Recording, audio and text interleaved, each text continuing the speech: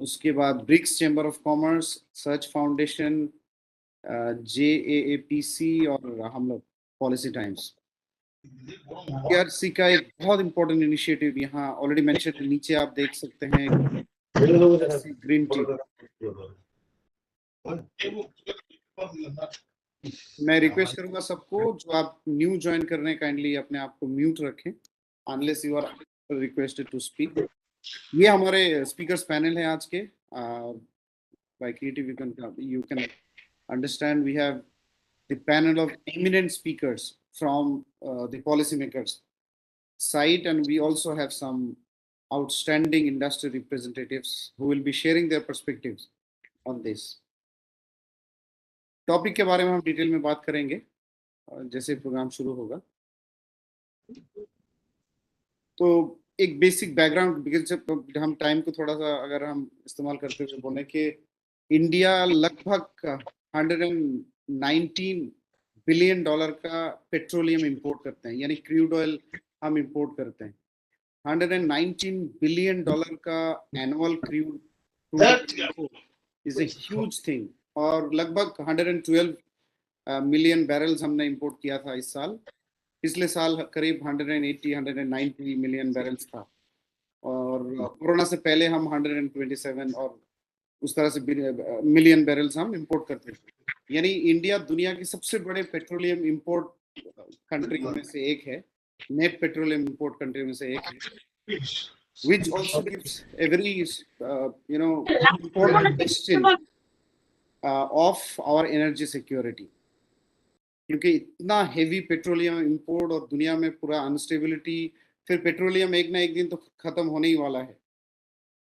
तो इस सिचुएशन में ऑल्टरनेटिव एनर्जी ऑप्शंस बहुत बहुत ही जरूरी हो गया था हमारे जैसे इतने बड़े देश के लिए। और अभी India is not at its full speed. India में इंडस्ट्रियलाइजेशन का एक मिडिल फेज है। The moment India becomes one of the leading industrialised Nations, हमारे एनर्जी डिमांड और भी बढ़ेगा, क्योंकि लोगों के परचेसिंग पावर बढ़ेंगे तब भी एनर्जी कंजम्पशन बढ़ेगा और इंडस्ट्रियलाइजेशन शेप लेंगे, because India is gradually becoming manufacturing hub of the world. और जब मैन्युफैक्चरिंग आएंगे और ज़्यादा मैसिवली तो एनर्जी कंजम्पशन और बढ़ेगा। तो इसलिए ऑल्टरनेटिव एनर्जी बहुत ही ज़रूरी था। और ऐसे ही वक्त पे हमारे सेंट्रल पॉलिसी और गवर्नमेंट लीडरशिप ने ये कॉन्सेप्ट लाए, ethanol bill. Honourable prime minister ने EBP कॉन्सेप्ट लॉन्च किए कि इथेनॉल ब्लेंडेड विद पेट्रोल, यानी हम जो इथेनॉल प्रोड्यूस करते हैं, इंडिया दुनिया के 5-6 जो टॉप कंट्रीज हैं या रीजन्स हैं, उनमें से एक बिलोंग करते हैं जो हम इथेनॉल यानी शुगर प्रोड्यूस करते हैं, sugar cane.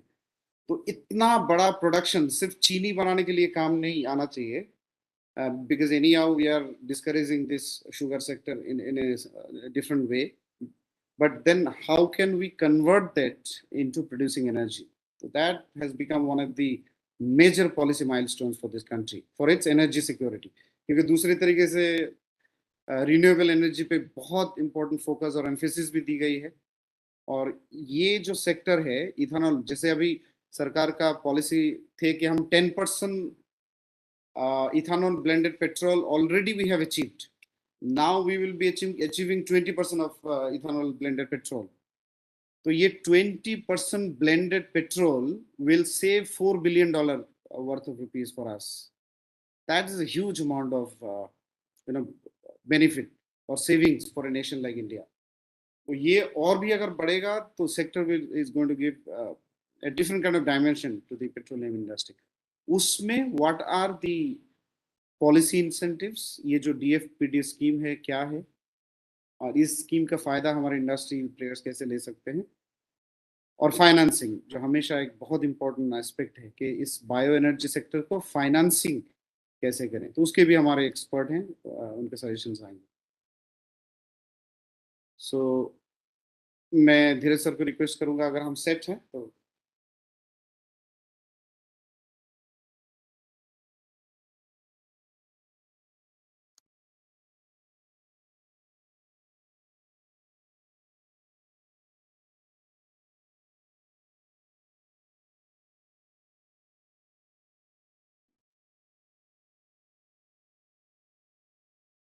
Okay Namaskar, good evening and a very warm welcome to you all in this national webinar Hello. training program.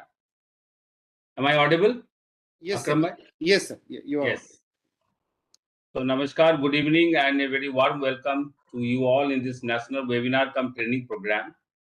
Honorable esteemed guests, learned fraternity, industrialists, eminent dignitaries, invited guests, and my dear friends. I am Dr. Dheeraj Singh, Managing Director of GRC India and Chairman of Such Foundation, Environmental BRICS Chambers of Commerce and Industries, Environment Vertical Head. Welcome you all to this national webinar training program on distillery sector and ethanol-based industry. Its related environmental clearance and other compliances. I would first of all like to thank the organizers, co-organizers, organizing committee members for organizing this event, which we hope that will provide a learning edge to all the promoters, industrialists, and sectoral experts. My humble thanks to Indian Federation of Green Energy, IDC Foundation, BRICS Chambers of Commerce and Industry, Indian Association for Air Pollution Control, Invest Aid India, the Policy Times, and other organizations for their unstinted support in all our endeavors, being readily available for all our initiatives. Today, it gives me immense pleasure to introduce the eminent panel of guests available for discussion and knowledge dissemination on this important topic of this webinar. Dr. Sujit Bajpayee ji is the Joint Secretary, Ministry of Environment, Forest and Climate Change, Government of India. Sri Subodh Kumar Singh ji is the Joint Secretary, Sugar Admin and CVO of Ministry of Consumer Affairs, Public Food and Public Distribution, Government of India. Sri Sangeet Singla ji is the Director in Department of Food and Public Distribution, and he is in charge of this DFPD scheme. Sri S.C. Manji is the Chairman of Expert Appraisal Committee, Industry 2 in Ministry of Environment, Forest and Climate Change, Government of India. Dr. Deepak Apte ji is the Chairman of Expert Appraisal Committee, Infra 1 in Ministry of Environment and Forest. Sri J.S. Kametra ji is the Member, Expert Appraisal Committee, Industry 2 of Ministry of Environment, Forest, Climate Change and Government of India. Dr. Onkar Nath Tiwari ji is member of ESC Industry 2, MOFCC, GOI. Sri A.N. Singh ji is a member secretary, Expert Appraisal Committee, Industry 2, MOFCC, Government of India. Sri Rahul Mungikar ji is a member in Expert Appraisal Committee, Industry 2, Ministry of Environment, Forest, Climate Change. Sri Pramod Chaudhary ji is the president of Indian Federation for Green Energy and executive chairman, Praj Industry. Sri Avinash Verma ji is the promoter, Eastern India Biofuels Private Limited, and is the ex-director general of Indian Sugar Mill Association. Sri Atul Mule ji, president, Bioenergy, Praj Industries, chairperson, Bioenergy Committee, IFGE. Kunal Kishore ji is a chartered accountant and the director of Invest Aid India, expert on bioenergy projects financing. Sri Babak Tiwari ji, general manager of Praj, looking after technology. He is a technology expert. Our topic for today's webinar is distillery ethanol industry in the wake of ethanol blended with petrol program for sustainable and self-reliant India. This theme and the topic of the webinar is of utmost importance for sustainable development and self-reliant India, and we will be covering all the important aspects related to this sector, like current environment legislations and regulations, DFPD scheme, and financing the bioenergy sector in India. The EBP program scheme was supposed to be a 6-month scheme for all the industrialists, and it will be the window is getting closed on 31st of October. As today's topic is 21st of October, sorry. As today's topic is related to environmental clearance with respect to ethanol-based industries and allied project subjects, I would like to highlight the fact that our organization GRC India is an environmental consultancy organization duly accredited by Quality Council of India under the EIA scheme. Kindly mute yourself, please. Kindly mute yourself. So we are accredited by Quality Council of India and the EIA scheme for doing environmental impact assessment related projects for almost 15 sectors, including distillery. We have our own in-house environmental laboratory, which is being accredited by NABL for 565 parameters and recognized by Ministry of Environment, Forest and Climate Change as well. Apart from this, we have the sectoral coordinators and 12 domain area experts who can very well take care of all distilleries related projects. Similarly, GRC India has also taken up a small initiative by introducing an online web portal called Green Technical Interactive Platform, which is called Green Tip, which has been developed to handhold industries and make them aware of the latest notifications, circulars, OMs, etc. related to environment. Green Tip is a technical interactive platform where one can ask query related to environmental clearance, EIA, CTE, CTO, and other statutory requirements or any other related topics, and the expert team associated with GRC India will promptly answer to those queries and guide these industries persons in the right direction. Another tool to handle environmental compliances has also been developed, which is called Green ERP, and its main purpose is to handle all 6 monthly compliance projects on a digital platform, having complete transparency with the project component with a dashboard-based system. Both these tools will assist the industries in catering to the environmental norms and requirements. I would like to thank each and every member present today for this webinar, and believe me, this is just the beginning and we have the sky as the limit. We all require your guidance and blessings to take this journey forward.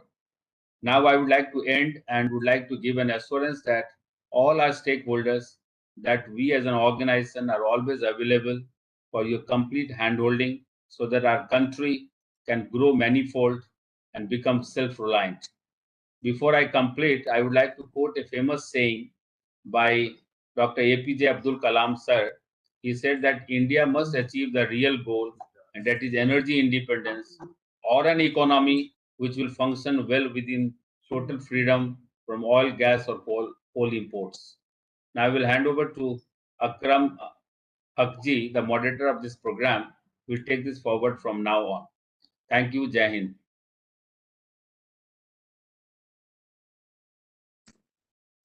Akramji.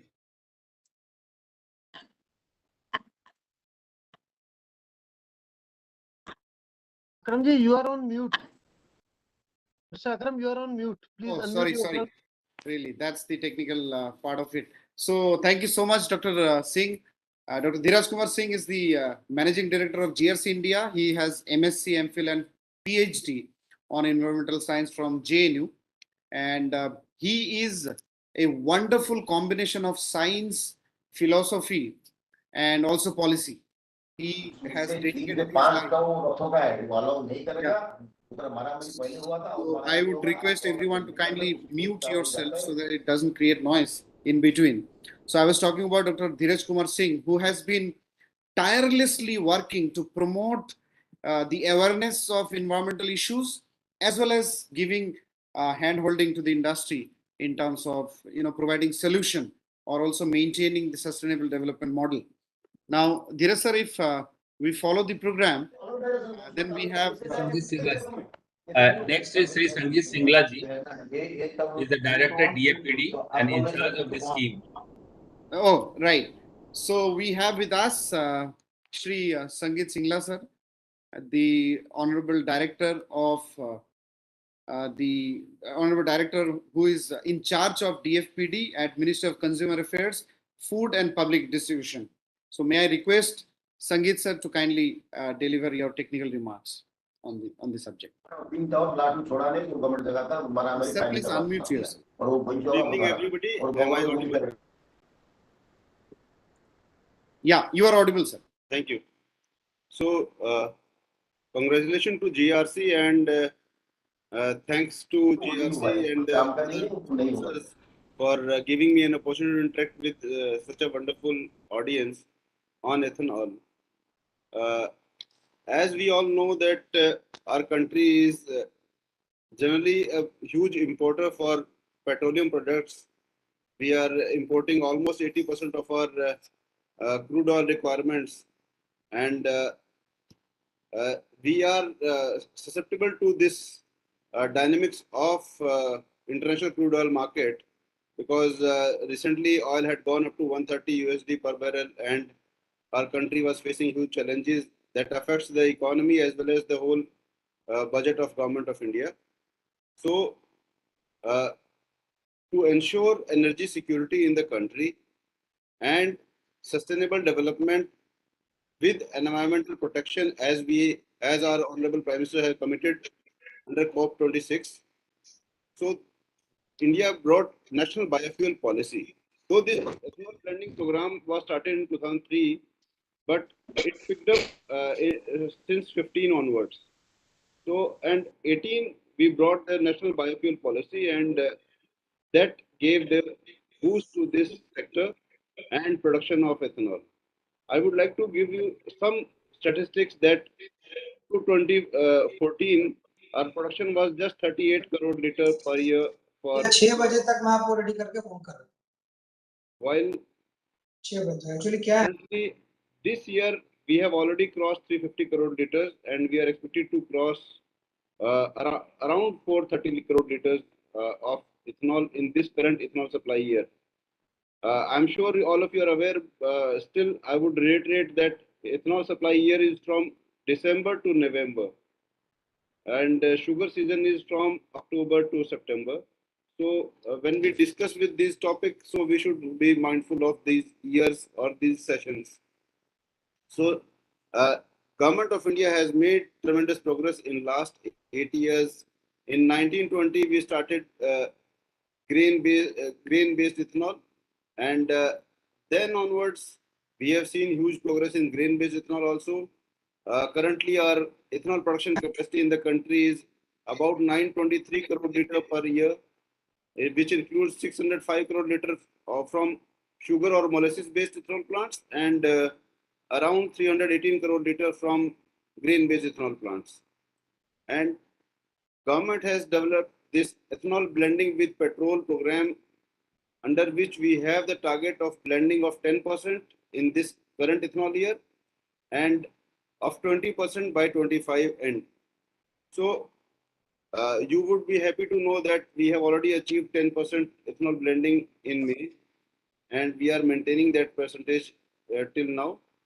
And for 20% ethanol blending, our country needs around 1700 crore liter of capacity. Our requirement for fuel ethanol would be around 1020 crore liter, and around 330 crore liter requirement would be for other industrial uses of ethanol, like hand sanitizer or for potable alcohol or for other industrial uses. And for this 1350 crore liter requirement, we need capacity of 1700 crore liter. And out of 1700 crore liter, we have already achieved 923 crore liter. So we still have a long way to go of around 780 crore liters capacity creation. And for this purpose, government had started in 2018 this ethanol interest subvention scheme, under which government has extended the benefit of 6% of the interest on the loan amount, or 50%, whichever is lesser, from the authorized financial institutions like scheduled commercial banks. Even cooperative banks are included under this through NABARD, and some financial institutions like IREDA.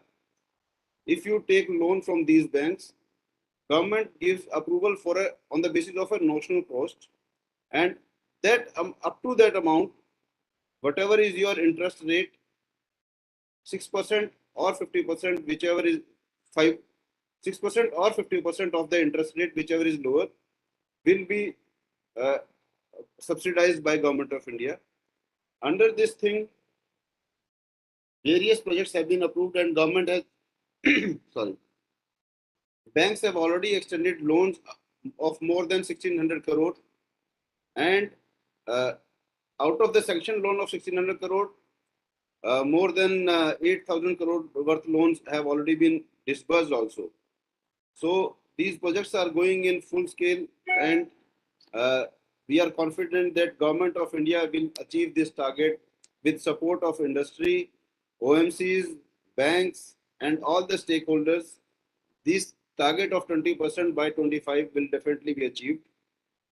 Recently, in about 5 months back, we have opened a new window on 22nd of April, and for this we need serious project proponents only.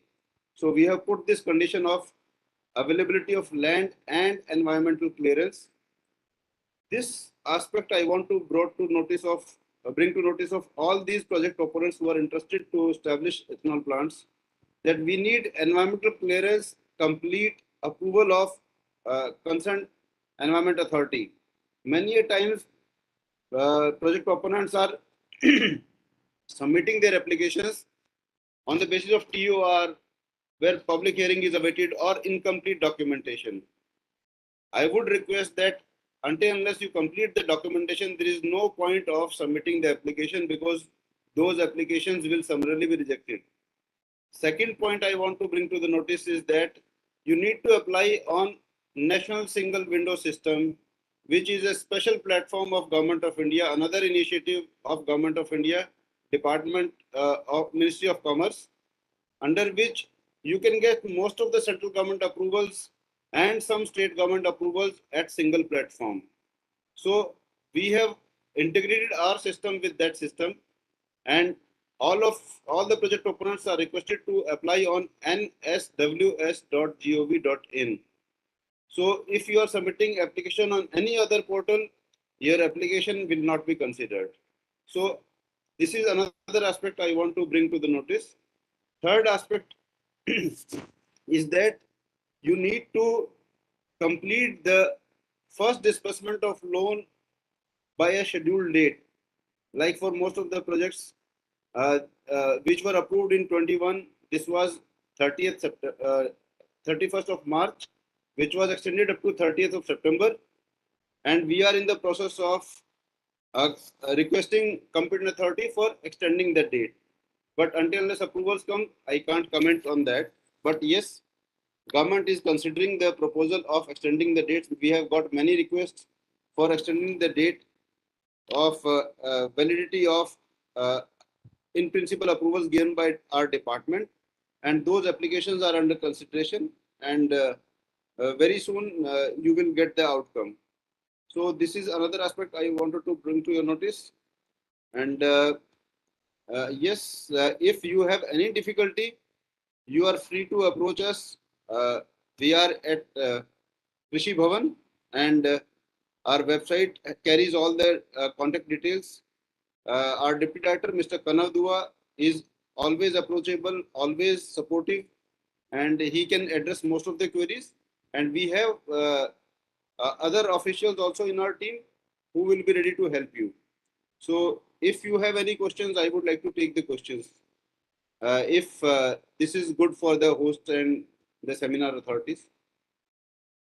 Absolutely, sir. Absolutely. So, Sir, good afternoon. This is Vinay Agarwal. Yes. As you stated that we need to apply on National Single Window System. Yes. So what I understand that for an interest subvention scheme, we can also apply on the website, that is sugarethanol.nic.in. So is that correct, sir, or is there any latest update?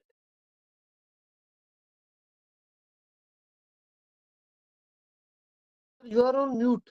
Mr. Sorry. Sangeet, you are on mute. Am I audible now? Yes. As on today, you need to apply on NSWS portal only. Please don't apply on sugar ethanol portal. That is post application management. For application purpose, you need to apply on NSWS portal only. And you will see the benefits of applying on NSWS portal when from that portal only you can apply for environmental clearance, though you must have environmental clearance. For many other approvals, you can apply from that portal itself. So you will get multiple benefits when you apply on that portal. okay. Thank you. Thank you so much, Honorable Director, sir. It is such an honor to hear you, and also you highlighted some of the schemes and some of the do and don'ts, which are very important. And I think if you can stay with us, sir, we will have organized, questions and answer a little later after our honorable guests are spoken. And otherwise, also, I would request that if you have any questions through GRC, after the webinar also, you can send us mail and we will get back to you. That is not an issue. Thank you. Absolutely, sir. We will do that.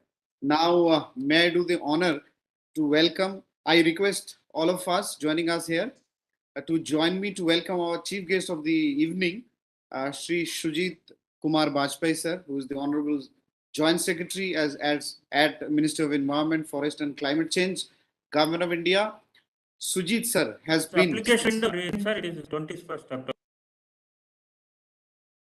Yeah, so we will discuss this, sir. Application window and other issues we will discuss. Kindly join us to welcome our chief guest, Shri Sujit Kumar Bajpai, sir. Sujit, sir, before joining in this part of Joint Secretary, he worked for close to 2 decades with National Hydroelectric Power Corporation in the various capacities, looking after the environmental and forest related issues, and also securing and clearances from Ministry of Environment, monitoring implementation of environmental measures, also handling the environmental legal issues. Sir, after joining with the Ministry of Environment, day and night has been working to bring in and also implementing a major set of sustainable development policy issues. So we are so honored to have him with us today. I would request sir to kindly deliver your inaugural remarks. Sujit sir, if you are with us, if I may request you to kindly unmute yourself and also deliver your remarks.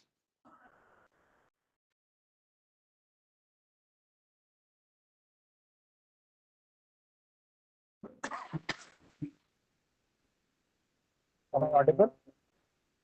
Yes, sir. Yeah. First of all, apologies for joining late. Actually, I'm traveling mountain for Rajasthan and I may be losing signal on and off. So that is why my video is off. But the organizers for organizing this important webinar and training session and having me here. It's very important actually, whenever the non-citizen conversation is going on, we need to understand a very important aspect of the whole business process. From the time, transparency, and the efficiency, they become the most important part of any business process. Sir, very good afternoon. Sorry to bother you. You are not clearly audible. Is anyone else facing the issue? Yeah. So, thank you for raising this. I think I'll have to stop somewhere. I don't know. Is it better now? Is it better now? No, voice is low. Yeah, voice is low. If you can stop somewhere and just deliver the speech, that'll give us the voice clarity, sir. If it is better, then I'll stop some here only. Yeah, we can hear you.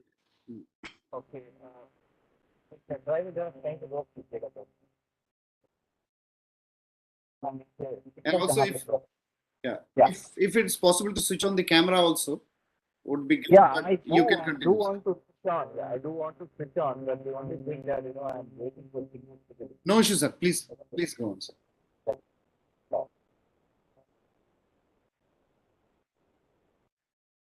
Yeah.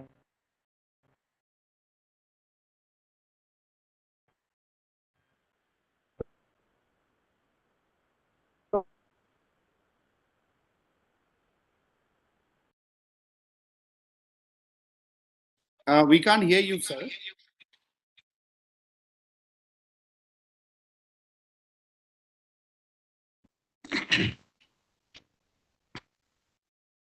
So, can you hear us? Are we audible, sir? Having some problem at his end. Yeah, because he's traveling. Just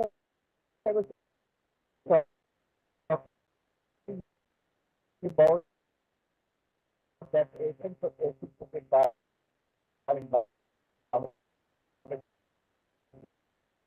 process, or for that matter, any transparent and the we have developed sorry, this. You can't hear me. I'm sorry. Yeah, we are Better not, now? we are not able to You are properly hear audible. you, sir. Yeah, now better. Am I audible? I'm audible. A little Let me better. join little late. Yeah, you're not. Sure, sir. So when you have a better connection, kindly let us know, sir. We will be very happy to welcome you then. Yeah, better. Oh, okay, so let's finish from here. Yeah, when you come in the range. So I was talking about the the window that yeah, I think that will better. Give me some time. Wherever the signal is better, then I will. Sure, sir. Sure, sir. Sure. Sure, sir. That'll be good, sir. Thank you.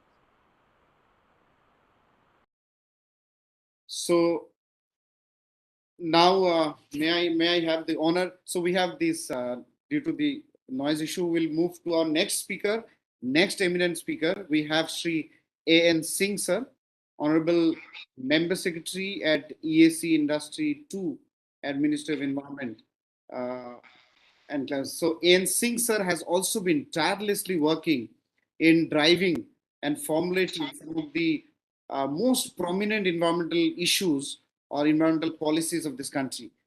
And may I request, sir, to kindly deliver your special remarks. A.N. Singh, sir.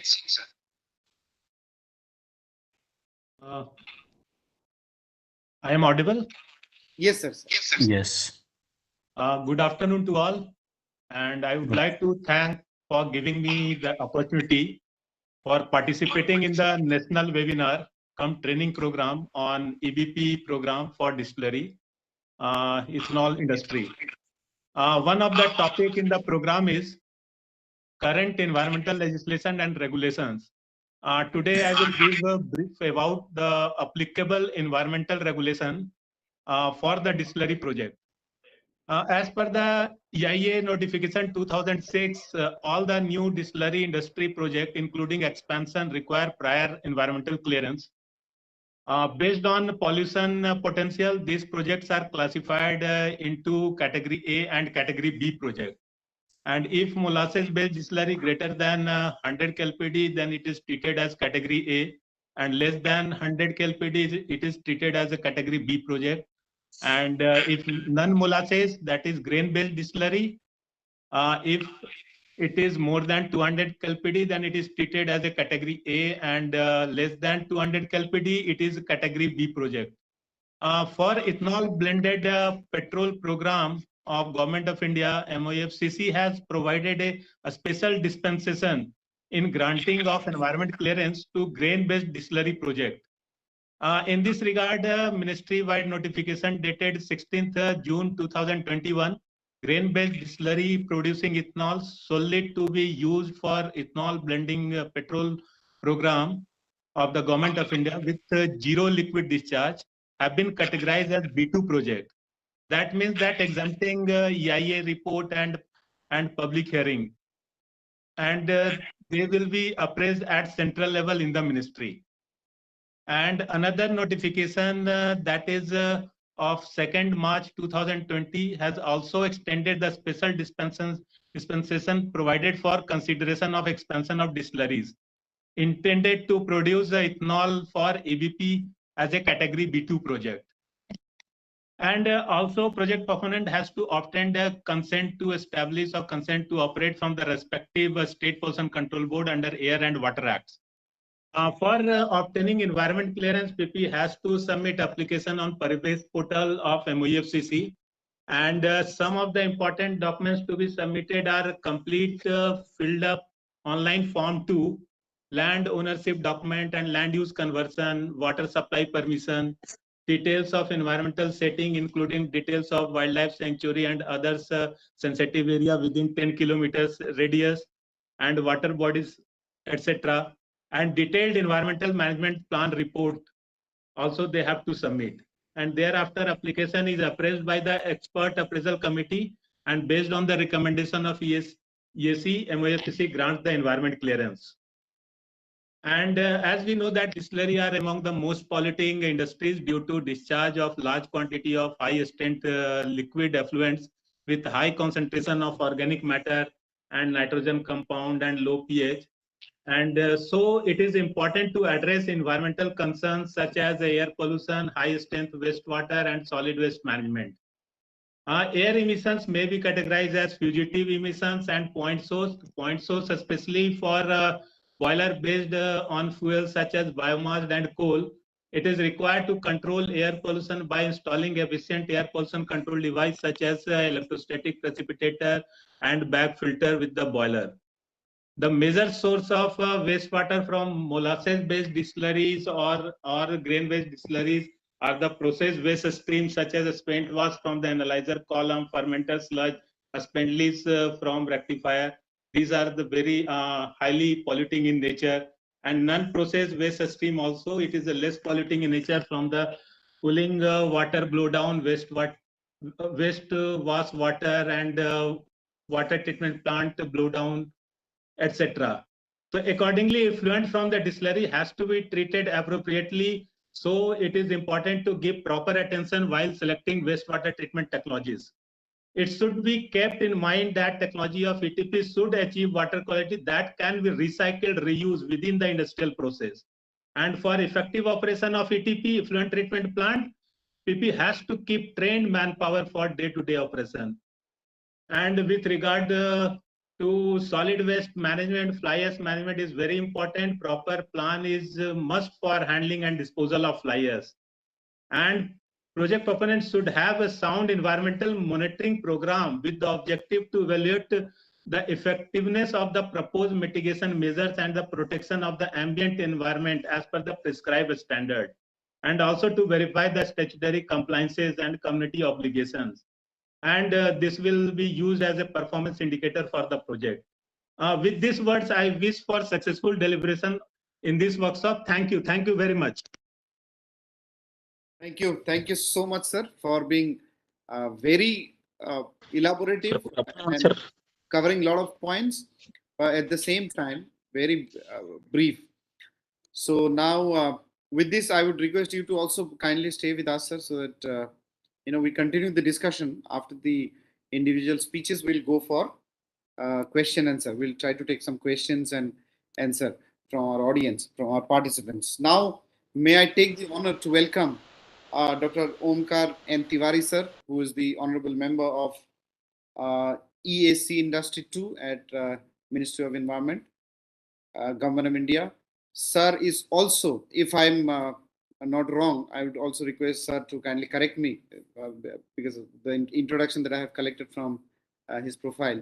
Sir was also the former executive director at HCL. Sir was also with the Scientist E in the Department of Biotechnology, Government of India, who looked after the environmental biotechnology policy, river cleaning programs, and bioresource development program at the department. Sir is again another crucial pillar at the ministry and with our current government in terms of policing some of the outstanding policies of this country. So I request Tiwari sir to kindly deliver your remarks. I am audible, sir? Yes, sir. Actually, only there is echo. Right, sir. Now it's better, sir. Nowadays, we are talking about the sustainable development and sustainability, sometimes zero liquid discharge and zero waste management and recycling of the waste. All these words have come from last 2-3 decades. Because of the increase in population and increase in the demand and on people who are living and they are having the needs, and for meeting their needs, they are eroding the environment. And once there is environment erosion, there is an impact in the environment because of food, air, water, shelter, everything is being managed from the environment itself. So once we are taking all these things from the environment, we cannot completely replenish the environment in the original form, but we can minimize the effect that impact of the adverse on the human development or any adverse impact on the society should not be taken. Kept in view of that, the government of India has made the notification in 2018 for the energy security and other aspect, and depending on the other parameters and for self-reliant, that ethanol, 20% ethanol blending should be made target by year 2030. But due to the intervention of the Prime Minister during the year 2021 June, the entire scheme was enhanced, and further it was deliberated that it should be met the target by 2025 and 26. The roadmap of this ethanol blending petrol program was having one milestone that 10% blending must be completed by the November 2022. But due to cordial approach of the public sector oil companies, they have achieved this schedule before the ahead, and they are blending 10% ethanol. And before November 2022, we have achieved this, and which has translated into the forex impact over 41,500 crore. As well as the greenhouse gas emission has been also reduced by 47 lakhs ton per annum because of the ethanol blending system. So our industry and our effort is going ahead, and we are having planning to achieve 20% blending of ethanol by 2025 and 26. And we hope that we'll be able to achieve this. Thank you very much, Mr. Dheeraj Kumar, for organizing such a valuable webinar, and for such valuable information that is being shared by all. Thank you all. Thank you so much, sir, for sharing your such short but very important points and intervention. We will be discussing this further, but before that, may I now request my colleague, Mrs. Mudita Tomar, the AGM at GRC India, to give the technical session on the current environmental legislations and regulations, that the comprehensive framework, if you can present for our viewers' benefit, so that they can have an understanding about how India has built the environmental framework to guide the industry. So, Mudita, over to you. Thank you, Mr. Akram Haq, and hello and good evening, everybody. I am Mudita from GRC India, and I extend a warm welcome to all the participants on behalf of our company. I would be sharing a small presentation that I'll be making today. Just give me a few minutes.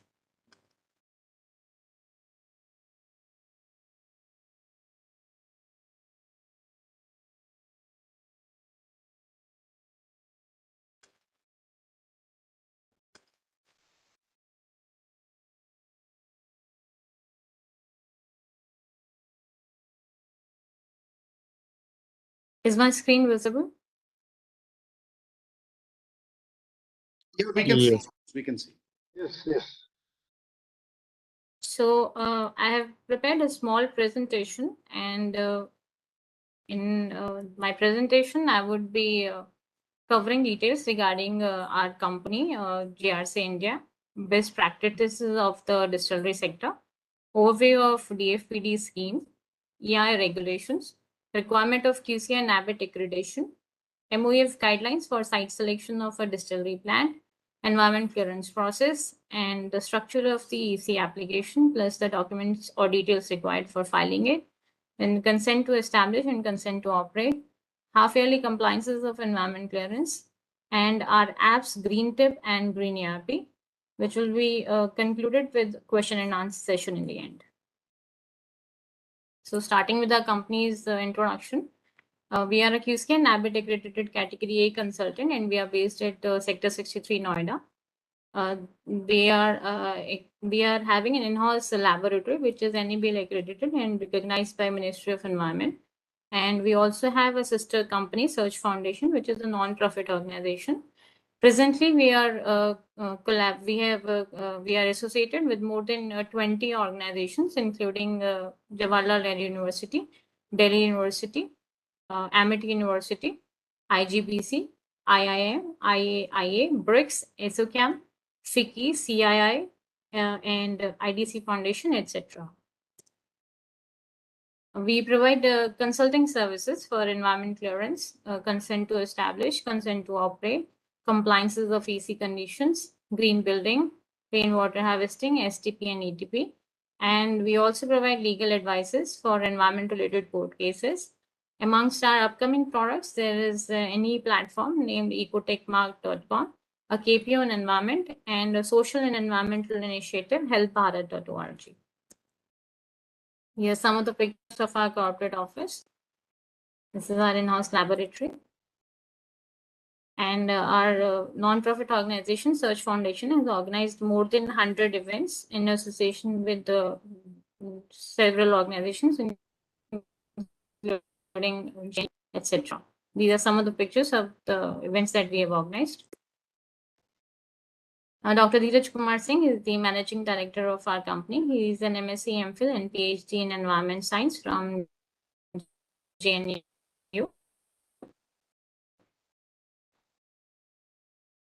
Bachelor degree in the distillery sector.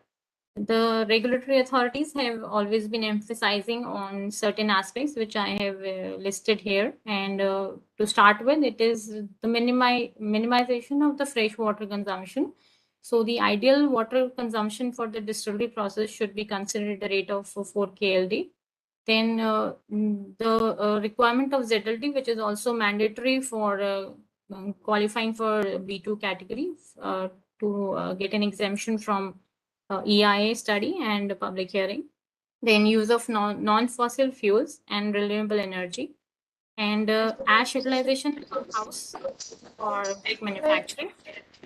Reducing carbon footprint. Can I please request Shridhar sir to switch off the mic? It is echoing. Shridhar sir, please switch off the mic. Thank you. And reducing the carbon footprint by completely capturing the CO2 generated from the process, and the development of green belt to the tune of 33% of the site area. Now, this has already been covered by the other eminent speakers of the event, but I would still quickly go through it. This is regarding the overview of the DFPD scheme, which is ethanol production from the feedstocks. This interest is 50% of the rate of interest charged by the banks, and the scheme is applicable only if the project proponent employs dry milling. The applicant has to also adhere to the timeline of various activities, including summation of approval of environment clearance from the Ministry of Environment. Now, regarding the amendments that have happened in the EIA notification with respect to the distillery sector over a period of time. Distilleries were first brought into the ambit of EIA notification on 14th of September 2006, as per which the distilleries were listed under Schedule 5G, and all molasses-based distilleries plus all cane juice and non-molasses distilleries of capacity greater than equal to 30 KLD were classified as Category A, and those with less than 30 KLD were classified as B1. Then on 17 January 2019, Ministry of Environment, in order to encourage distilleries under EBP program with ZLD, came up with a special dispensation of distilleries which are undergoing expansion and have a prior environment clearance, and they were appraised as category B2. This notification was in force for a period of 1 year from its publication. Then in June 2019, Ministry of Environment provided a relaxation in the threshold capacity of molasses industry and greater than that as category A, and all non-molasses based industries threshold was increased from 30 KLD to 200 KLD for category B1, and more than that were classified as category A. 17 February 2020, Ministry of Environment gave the special dispensation for appraisal as B2 to expansion of existing distilleries having EC, and this was also applicable for 1 year from its date of publication. So the current regulation as applicable to distilleries is dated 16 June 2021. And as per this notification, a special, a new schedule has been added, which is 5GA, and that is applicable to all the grain-based distilleries producing ethanol under EBP program. As per this schedule, all the projects of grain-based distilleries which are complying with the zero liquid discharge will be appraised as B2, and without ZLD are appraised as category A. And this notification will also remain in force up till 31st of March 2024. Coming to the guidelines of Ministry for site selection of a distillery plant. Ideally, a site selected for installation of a distillery should be preferably 5 km from an ecologically or otherwise sensitive area, and half a kilometer away from the coastal area, floodplain of a riverine system, and a highway or railway line. And as regards settlement, that is the major settlements, more than 3 lakh population, a distance of 25 kilometers should be maintained, and should be away from the critically polluted areas, as has been identified by Ministry from time to time. The process is for screening, scoping, public consultation, and finally appraisal. Screening is preliminary analysis of the documents submitted for EC application, and in case there is any shortfall, an ADS is raised, and on submission of the document to that, and it is a scoping which involves a grant of terms of reference for carrying out TIA, and this is followed by public consultation, wherein the concerns of all the stakeholders are taken into account in the EIA report by holding a meeting, and finally the application by the ESC or CAC. And this stage 2 and stage 3 is not applicable for category B2 projects, that is the distilleries under EBP with ZLD, or expansion of distilleries already having EC and are undergoing EBP program. Then coming to the application required to be made for environment clearance for all category B2 projects, the application EC application includes Form 1, Form 2, and TFR, and certain changes have been made regarding the format as per the new Parivesh 2.0 portal, wherein we required to feed in some additional details also in addition to the standard format. And this is regarding the structure of Form 1, which is a standard document as Appendix 1 of notification. And herein we provide details regarding the physical changes that will occur in the locality as a result of implementation of the project, consumption of natural resources, risks to human health, solid waste generation, release of pollutants, noise and vibration, risk of contamination of land and water, risk of accidents, cumulative impacts, environment sensitivity, and finally an undertaking by the project proponent. And there is Form 2, which is a very elaborative document, and herein we require to feed in details regarding the project, its location, TOR or public consultation if applicable, plant equipment, raw material or fuel consumption, baseline environment data, water, wastewater, solid waste, air quality, etc. Then project feasibility report, which is a kind of the project information report, which includes the details of demand supply gap, alternative sites considered for setting up the industry, climatic data, population, green belt, industrial waste, and analysis of the proposal in the end.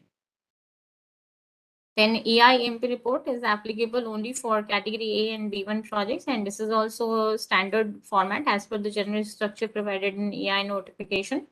It includes 11 chapters. Chapter 1 is about introduction of the project and project proponent. Chapter 2 is project description. Then Chapter 3 is description and environment.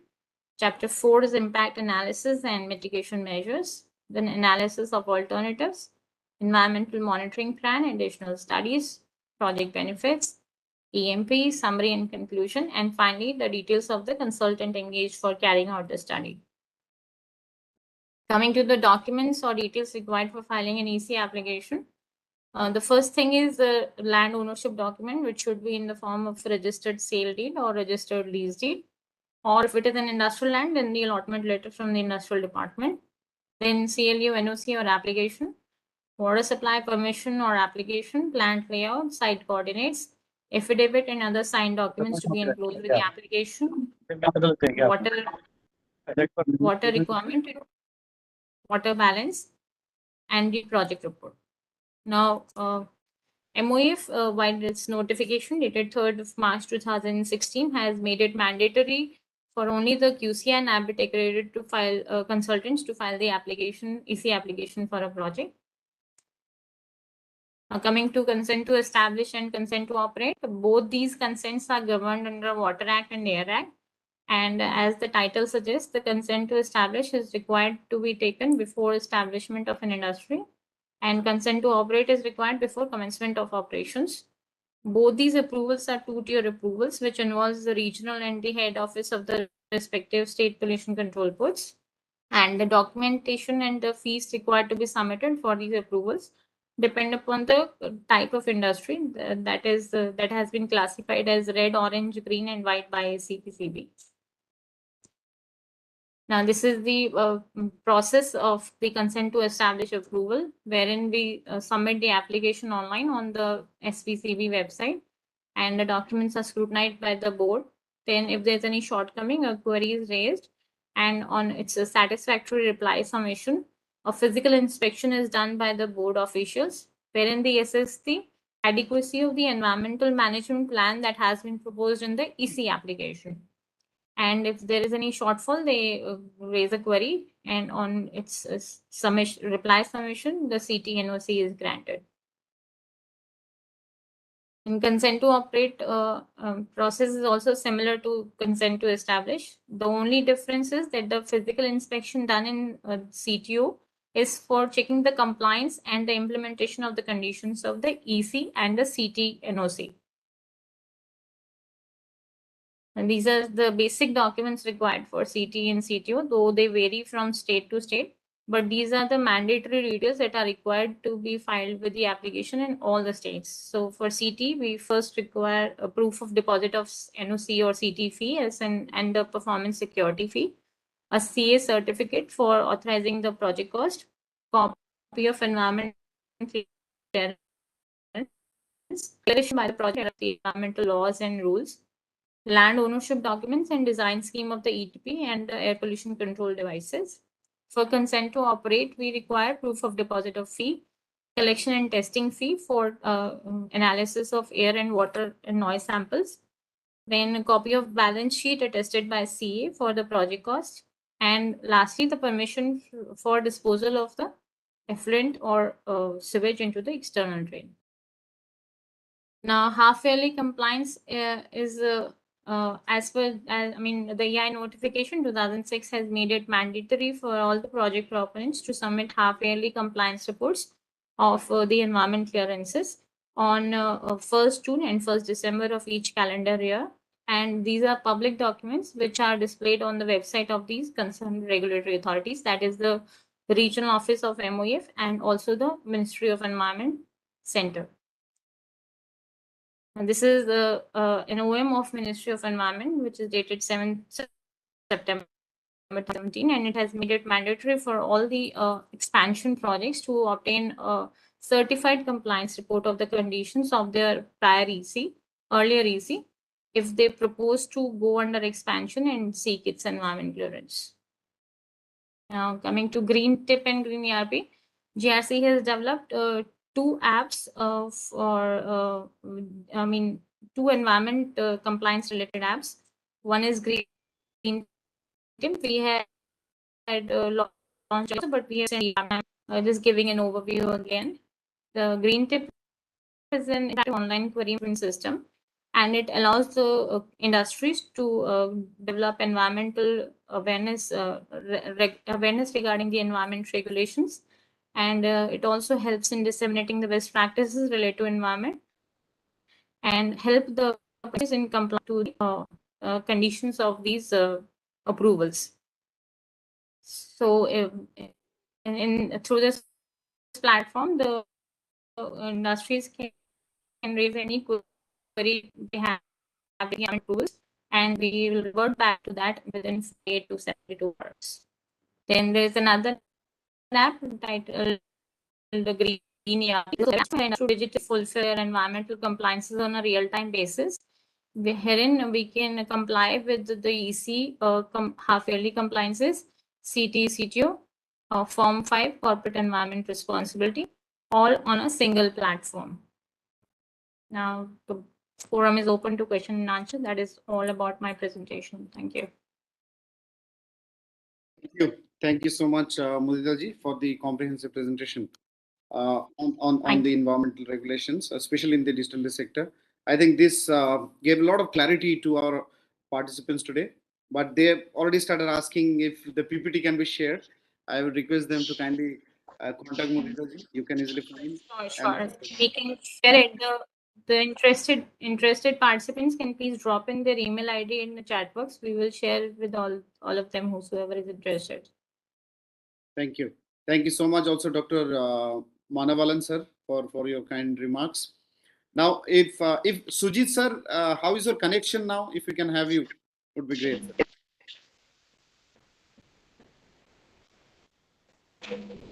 Sujit Bajpayee sir, how is your connection now?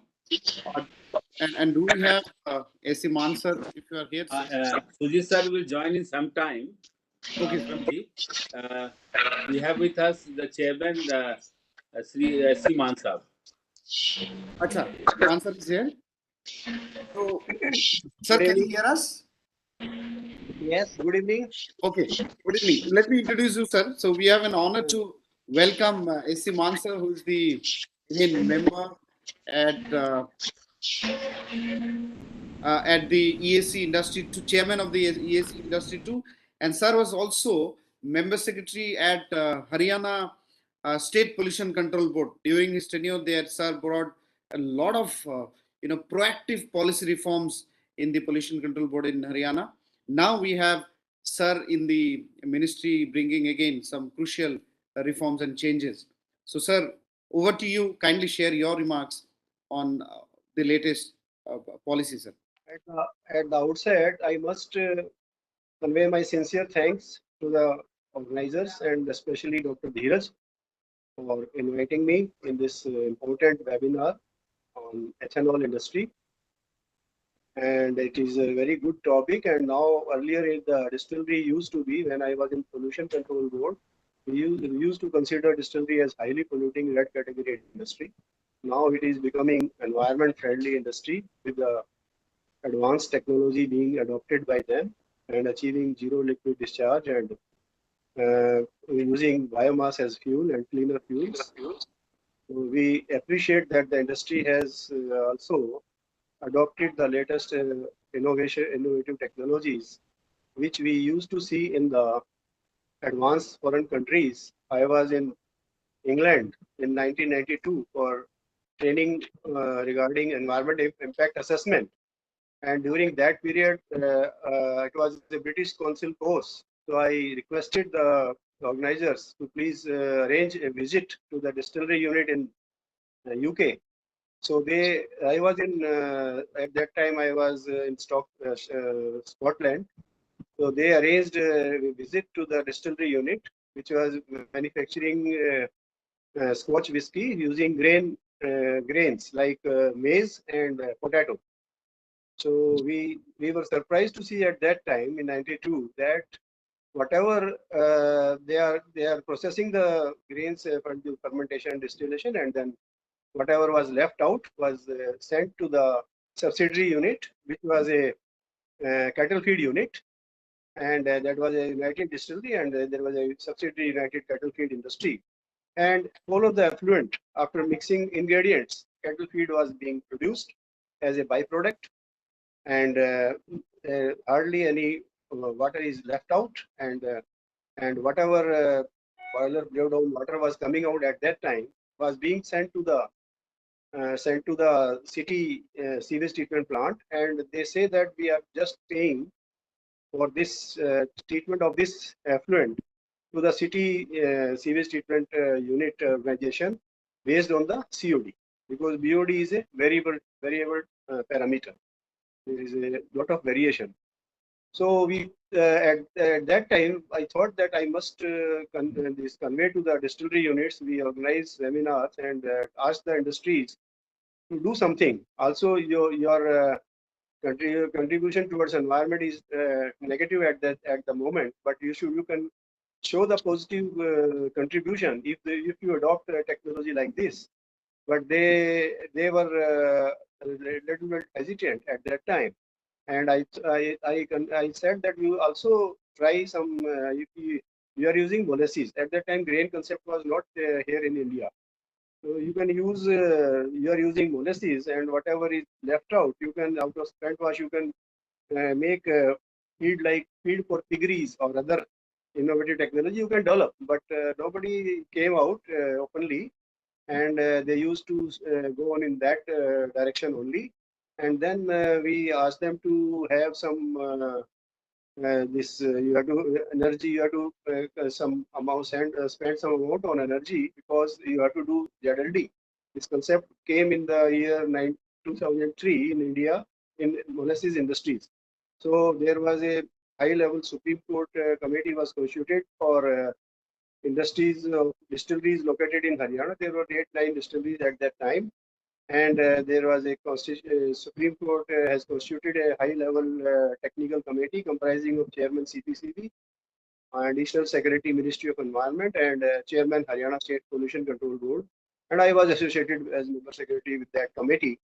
And from getting support from the Central Pollution Control Board in the year 2008 and 9, we asked them to have this boiler incineration and this boiler incineration or this powder making technology, and implement this technology, because these now the technologies are available in the market.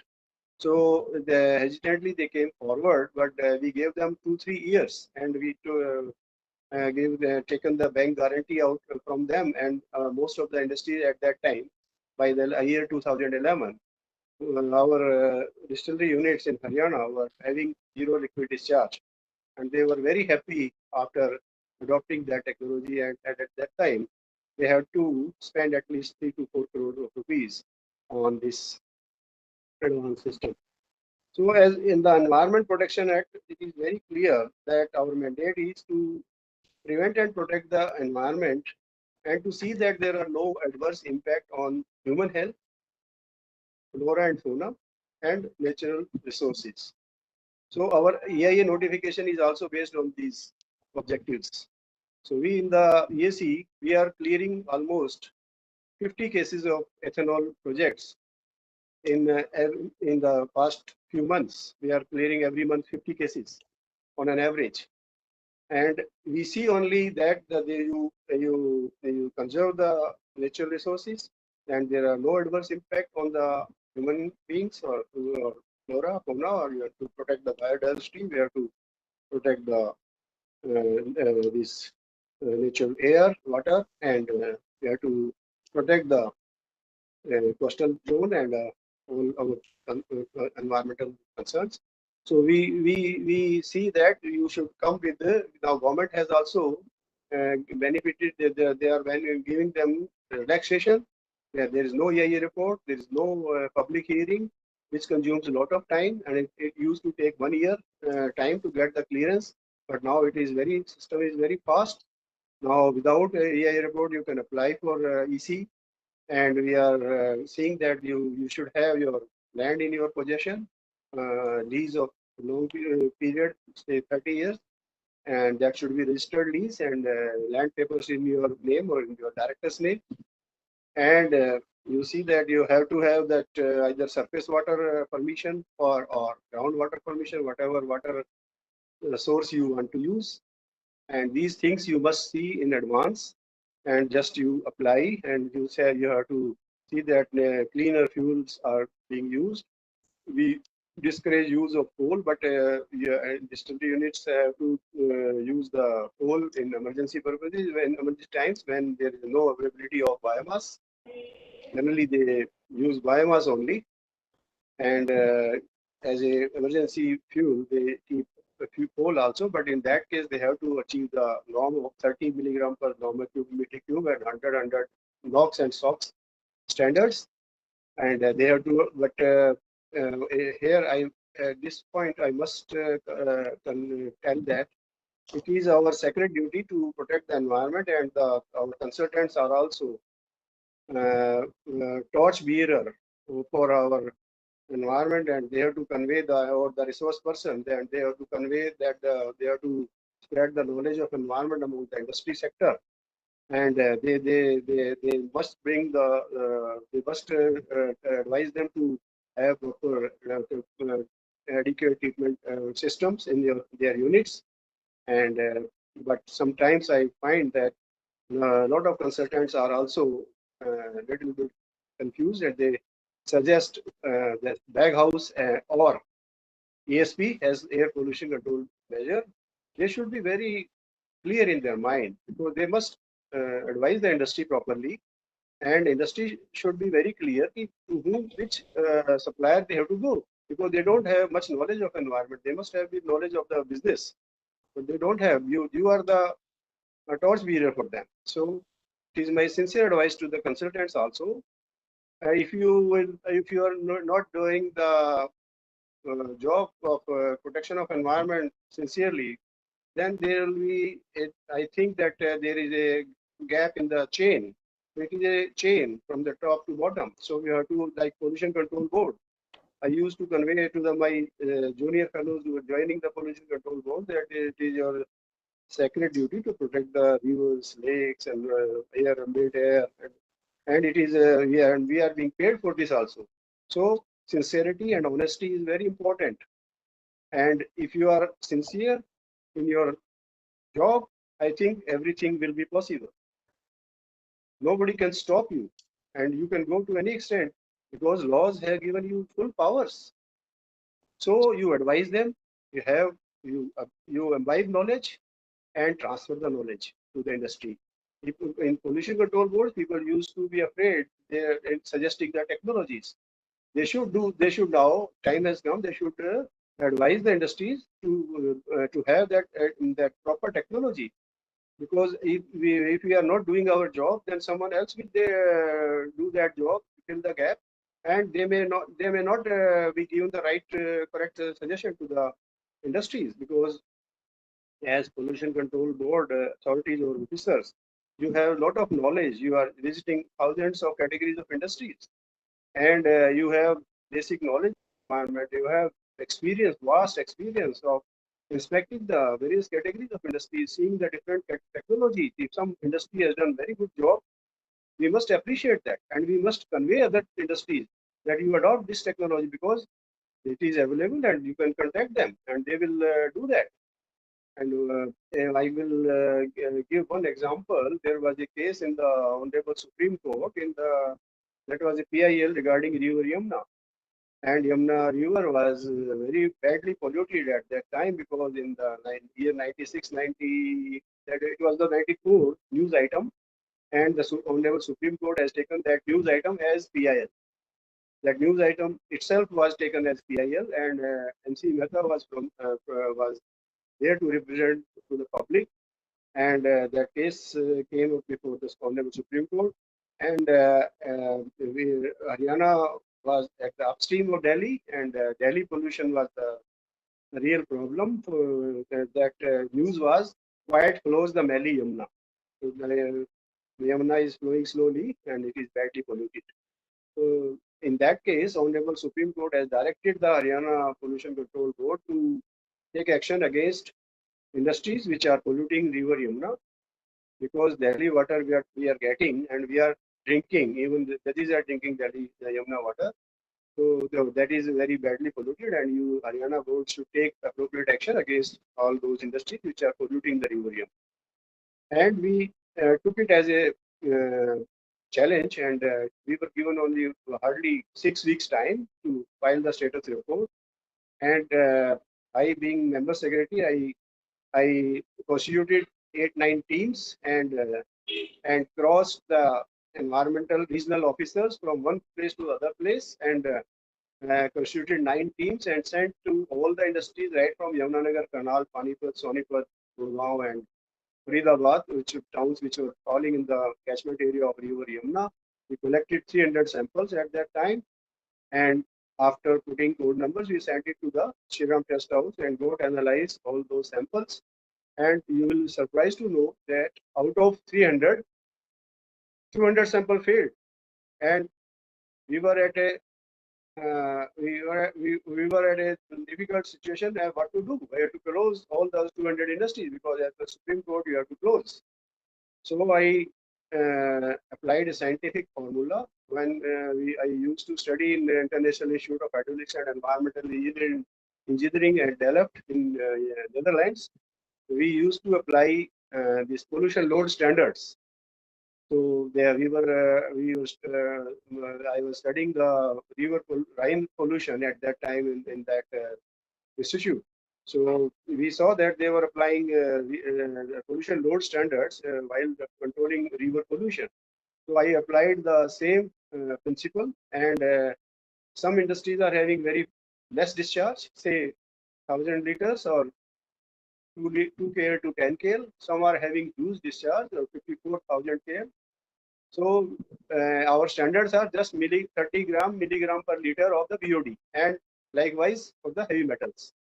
So I selected only 2 parameters, BOD, COD, and heavy metals, which are harmful to the water quality. So I multiplied these values of BOD and heavy metals with their discharge and calculated the total pollution load. And you will be surprised to know that the big units were having pollution load of in tons per day, and smaller industries were having, like in Panipat, small industries were having pollution load in kgs per day. So I took decision personally, and there were no standards of pollution load at that time, but the science-based standards I applied, and I wrote 13-page note, and we closed the 33 large industries which are major contributing 80% pollution, contributing 80% of pollution load in the river Yamuna, and issued show cause notices to the remaining 167 industries whose samples were also failing, and left the 100 industries which were clear. So the Honorable Supreme Court gave us appreciation, not only appreciation, and left the matter to them, us, and then we called the industries.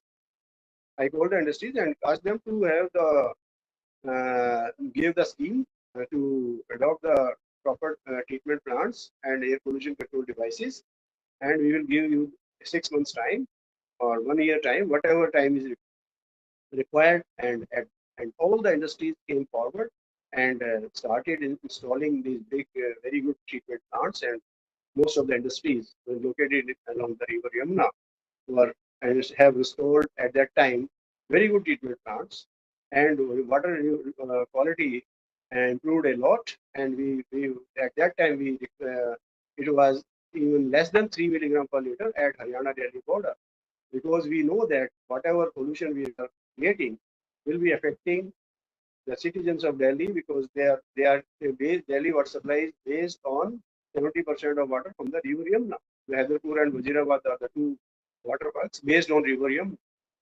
So we had to take action against even government bodies, even public health engineering of departments also, not only industries, and see that all STPs, sewage treatment plants, because about more than 50% was contribution from the sewage treatment plants, and 35% was from the industries. But the industrial pollution was toxic in nature and hazardous also.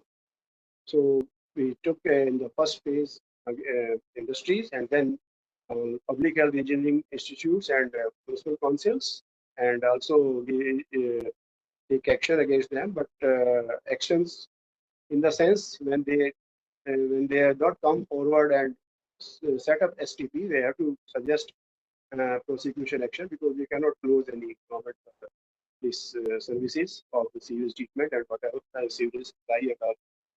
So and things improved a lot. It was with the late 1997. At that time, we took these actions, and we never faced any problem of water quality in River Yamuna, but always there was a problem in water quality of River Yamuna, because they were claiming that ammonia is very high, this and that in the TV they were showing. But that was somehow there were different demands and political things, because they want more share of water from Haryana. Delhi is always shortage of water, and whatever is their share of 600 cusecs, they want 900 cusecs of water, because if they raise the issue of pollution, then they will get more water and pollution gets diluted, and that was one of the reasons. And then we thought that we are, but Honorable Supreme Court has also directed the state of Haryana to keep both the water tanks full, Wazirabad and Hyderabad, whatever water supply is being given to Delhi, though these two tanks must be full all the time. And then we suggested them, we thought that we must suggest them some sustainable solution. So we asked them to have the lay the pipeline right at the Munak Canal. It is a district canal from where Bhagada Canal is, water also joins the river Yamuna Canal. So these the two canal system joins at that there was a Kubru Hall. At that time we used to monitor that point, and from there 3 canals are going, one in the Jawaharlal Nehru Canal in Rajasthan, and one in Delhi branch, and one in to Garod branch in Rohtak side. So that from there we suggested them to irrigation department of Delhi to take this water supply department of Delhi and irrigation department of Haryana to lay the pipelines from there and take the water from to the pipeline to Delhi, so that it is a very clean water there, and all the towns downstream, Panipat, Sonipat, will be bypassed if you take the water from that canal there, and straightway it will go to your water supply system of Wazirabad and Hyderabad. And within a period of 3 or 4 years, they constructed that pipeline and carrier channel, and now you can see that clean water is coming to Delhi. Some discharges after treatment is being discharged in the town of Panipat and Sonipat. We don't deny that, or Board Haryana don't deny that, but they are meeting the standard norms, 30 milligram per liter. But if all industries discharge 30 milligrams per liter of BOD, then the cumulative effect will be also there.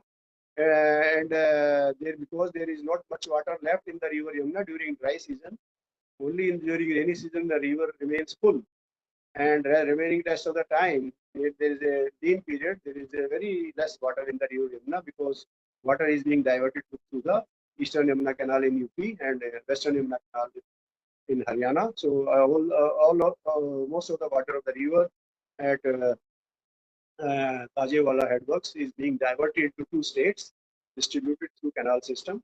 So in the river remains very minimal flow in the river. So that is why some pollution will be there in the towns of Panipat and Sonipat. We suggested them to have the system, and they installed that, and now the water supply is very clean. And now you will not find any much news in the TV that even water is polluted. objective. So similarly, we ask them industries to have the cleaner fuel like biomass or PNG, CNG, whatever gas is there, our bagasse, so that there is minimal air pollution. Air pollution is maximum in the NCR region, and somehow I find most of our consultants are showing us the results very well within the limits. Sometimes I surprise also in the industrial areas, they are showing the results within the limits. We doubt very much because most our cities are badly polluted as far as air pollution is concerned. So we have to give the correct picture so that we are not going to stop the industrialization, but we have to take the corrective measures more if the background level is already exceeding the ambient air quality. So there is no harm in giving the correct data. We suggest them to have this online system and also correlate your this data of air quality with the CPCB or state pollution control boards nearby online stations. So you must corroborate that data, and you must study that what is the level of NOx, what is the level of PM, what is the level of SOx in that area, and present the correct picture to the committee while coming to the present. And if you give the correct picture, that will be all the more better because you will suggest them to provide more mitigating measures and things will be set right. But if people claim that everything is within limits and things are otherwise there, then the situation is not going to improve. Whatever expertise the ministry has through the expert appraisal committees, you will not be getting benefited out of that because you have to tell us the correct picture that is required because what is happening in the NCR also. Now I was reading in the newspaper that all the commission has closed all the units because this not using cleaner fuel have been closed. Biomass fuel will be available after say a month or 15 days. And some of the industries, most of the industries were using coal at this stage. And now after from 1st October, they have to use the cleaner fuel. That is important. So we have to see the practical aspect, and we have to see that how our air quality improves because out of 18 cities out of 20 most polluted cities of the world, about 15 to 18 cities are in India only. So we have to see that how to improve our air quality by adopting the latest technology, innovative technology like electrostatic precipitators or pipe field, so that or bag house, so that you achieve the standards of 30 milligram per normal cube per PM, as well as for SOx and NOx. So my sincere advice to the industry: now you are getting benefit of the government notification on this ethanol blending program, and there is no report, EIA report is needed, no public hearing needed, which takes your 6 months time, and now you are getting straight away the environmental clearance. We are clearing 80 to 90% cases cleared in every meeting.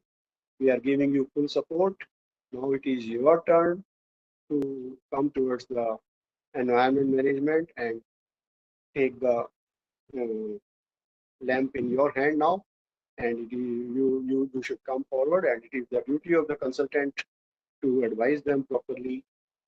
And if we all join hands, I hope our environment will improve to a great extent. Thank you very much.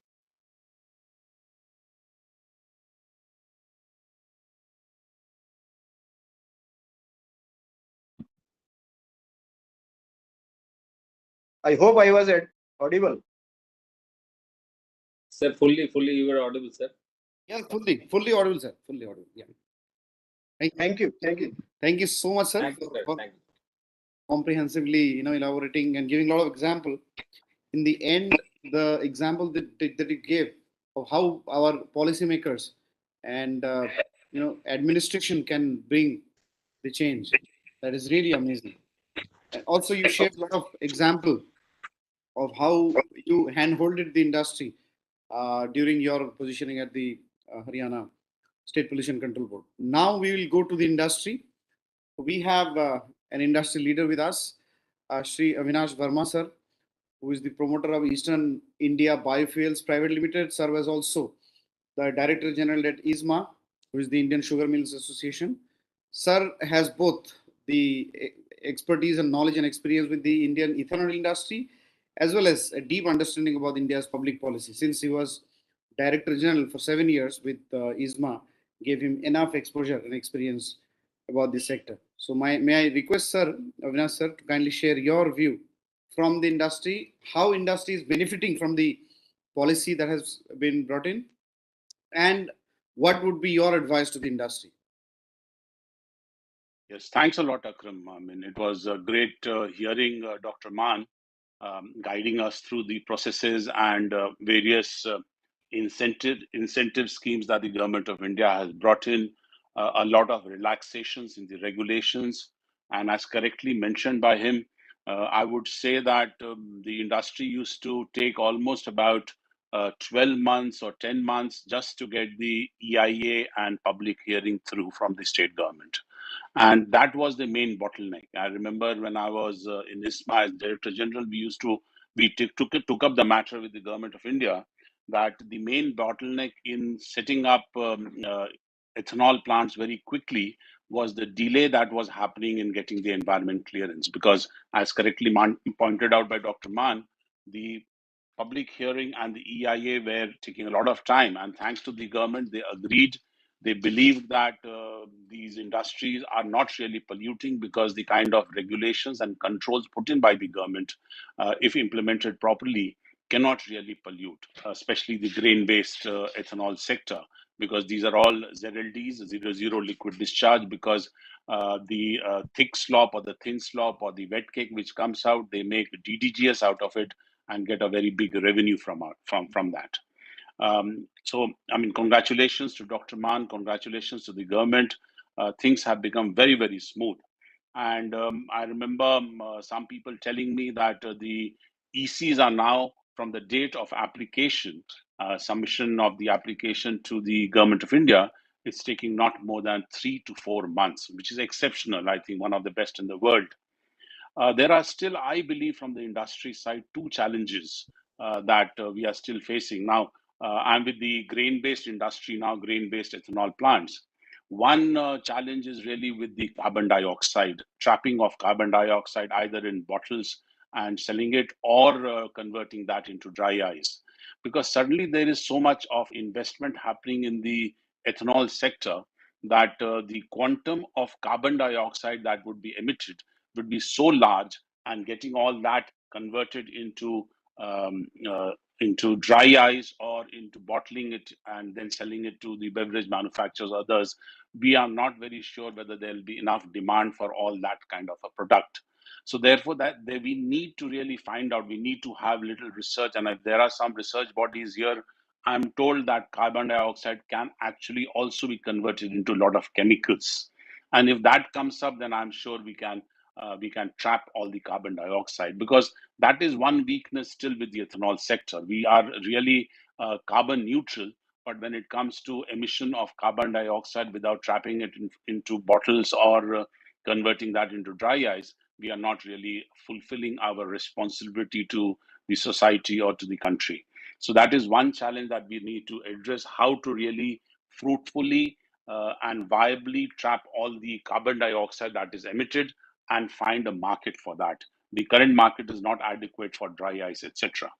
Second challenge that the grain-based sector would be facing, this is not the sugar industry, but the grain-based sector is facing, is the ash which comes out of use of rice husk. The ash which comes from the coal, that is the coal ash, that is used by the brick kiln manufacturers. They buy it and they use it there. So that you don't have a problem in disposal of coal ash, which is called the fly ash. But the ash which comes out of rice husk, which is called the rice husk ash, is not taken by the brick kiln manufacturer that is not useful to them. So the current use of the ash which comes from rice husk is being used to fill in landfills and all. So there is a use in the villages, especially to take care of the landfills. But I was reading a few articles which said that if the cement manufacturers use the rice husk ash and mix it for concretizing in the concrete cement, it is a very useful and a very productive. It gives that extra strength if you add rice husk ash to the concrete cement manufacturing. So I believe if the government also looks into these aspects, then probably there will be a bigger demand and a useful demand for the ash which comes out of rice husk burning in the boilers of the grain-based ethanol distilleries in the country. So these two aspects we need to work out, because currently I believe the grain-based ethanol plants are very, very neutral and they do not really pollute, because they cannot afford to drain off even 1 liter of the spent wash or the thick or thin slop, because all that is so useful and commercially viable when they use that to produce DDGS. But these are the two challenges. One is the use of carbon dioxide fruitfully. Can we convert that into chemicals? And second is the rice husk ash. Can we get some regulations or some kind of direction to the cement industry to buy rice husk ash and use it for concrete cement? Thank you for the opportunity to share my views. Thanks a lot. Thank you. Thank you so much, sir, for your suggestions and also sharing your experience from the industry. Now, I also take the advantage of inviting another industry leader, Mr. Yashodhan Mankami, sir, who is the business head at Bioenergy at Praj Industries. And sir is also executive, I think, director at Praj Far East. I think he played a very critical role in establishing your Far East plans. So may I request Mr. Mankami to kindly share your views, sir.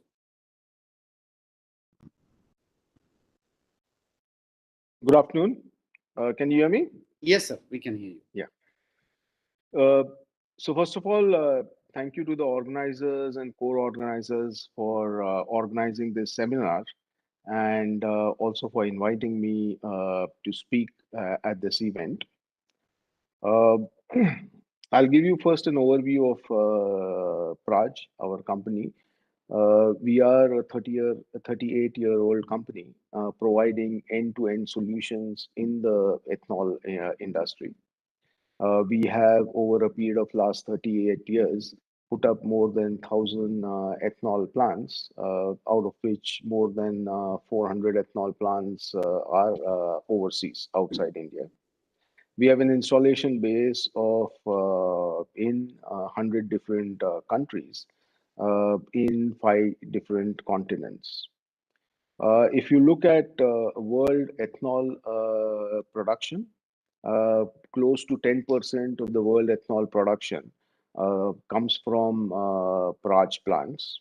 And, we have a customer base which is ranging from sugar-based feedstocks, starch-based feedstocks like grain, and tubers like cassava, etc.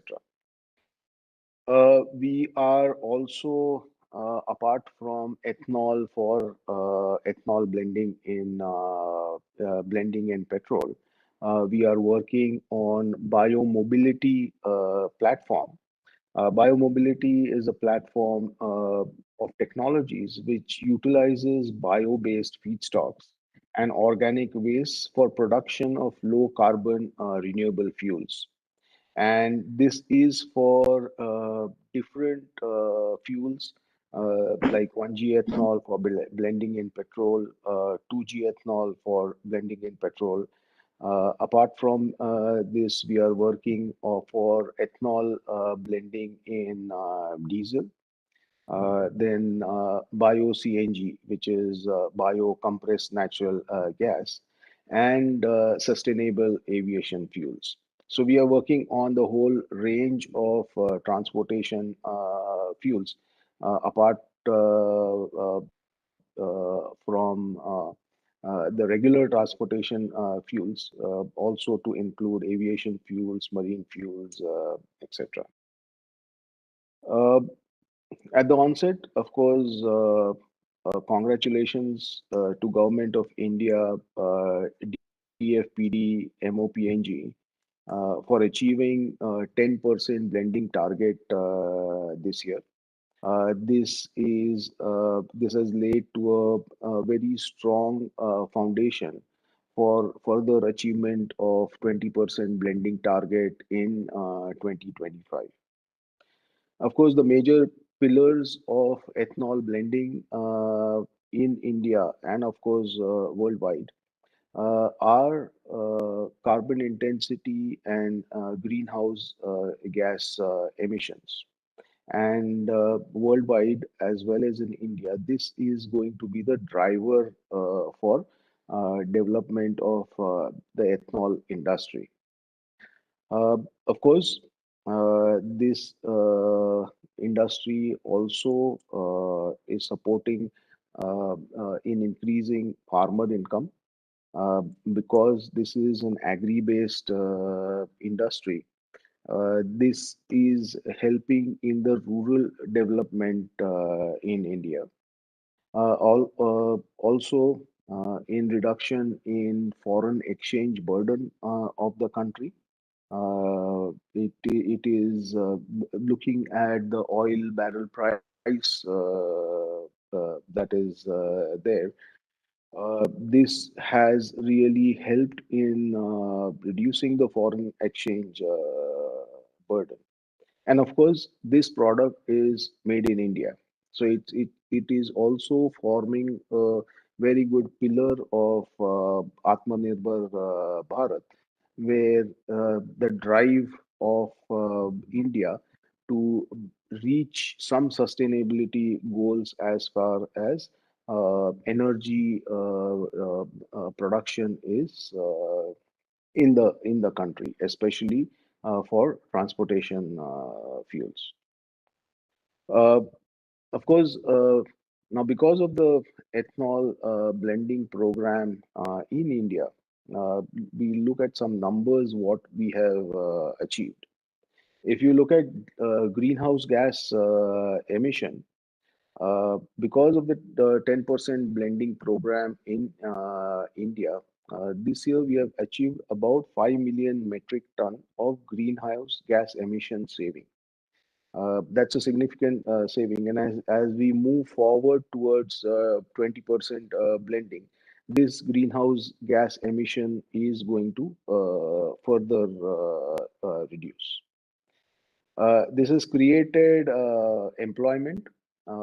There has been a job creation of about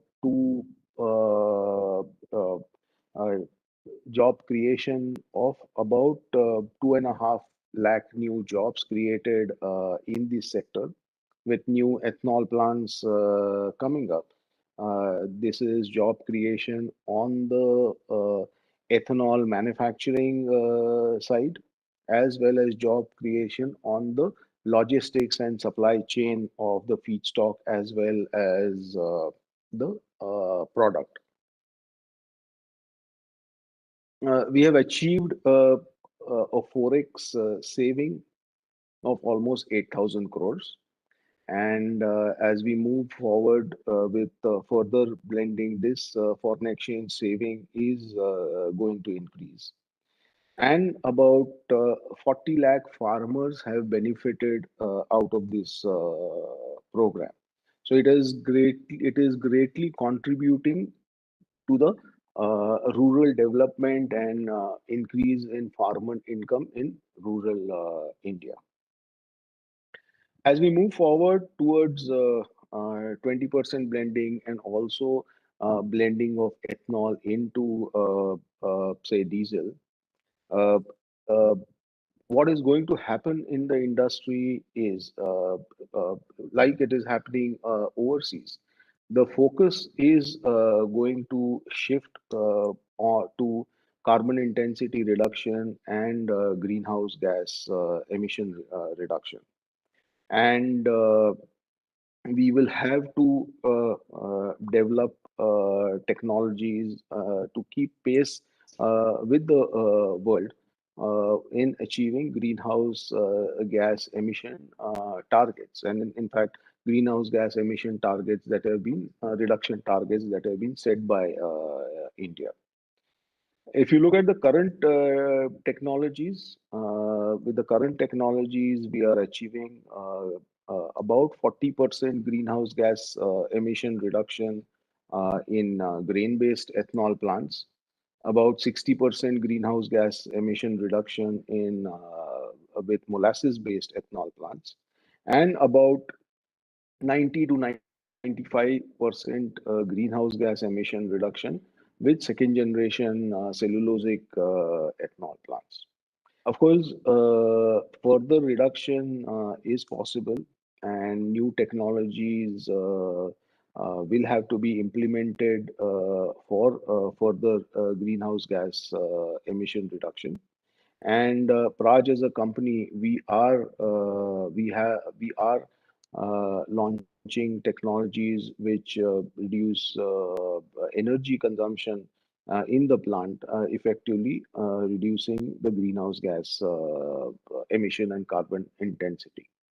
Of course, these newer technologies are there are also pressure on a reduction for water consumption.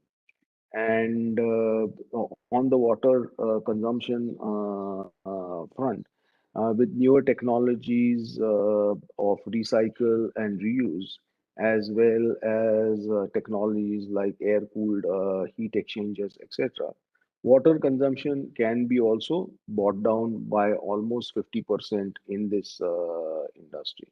Of course, technologies for greenhouse gas emission reduction as well as water consumption reduction do come with a capex, and the industry will, of course, as we go forward in implementing these technologies, will require support in terms of some kind of subsidies linked to carbon intensity and water consumption reduction for implementation of these technologies in the industry. If there are also mandates in terms of which are being implemented today by EC for water reduction, of course, the implementation of these technologies will be faster. As we move forward, there are some challenges that the industry and investors are facing. And these will have to be looked into for proper development and enhancement of the industry. OMCs, of course, have signed EOIs for purchase of ethanol. But if there are additional EOIs approved for long-term purchase agreements, this will help the industry in terms of financial clearances, etc.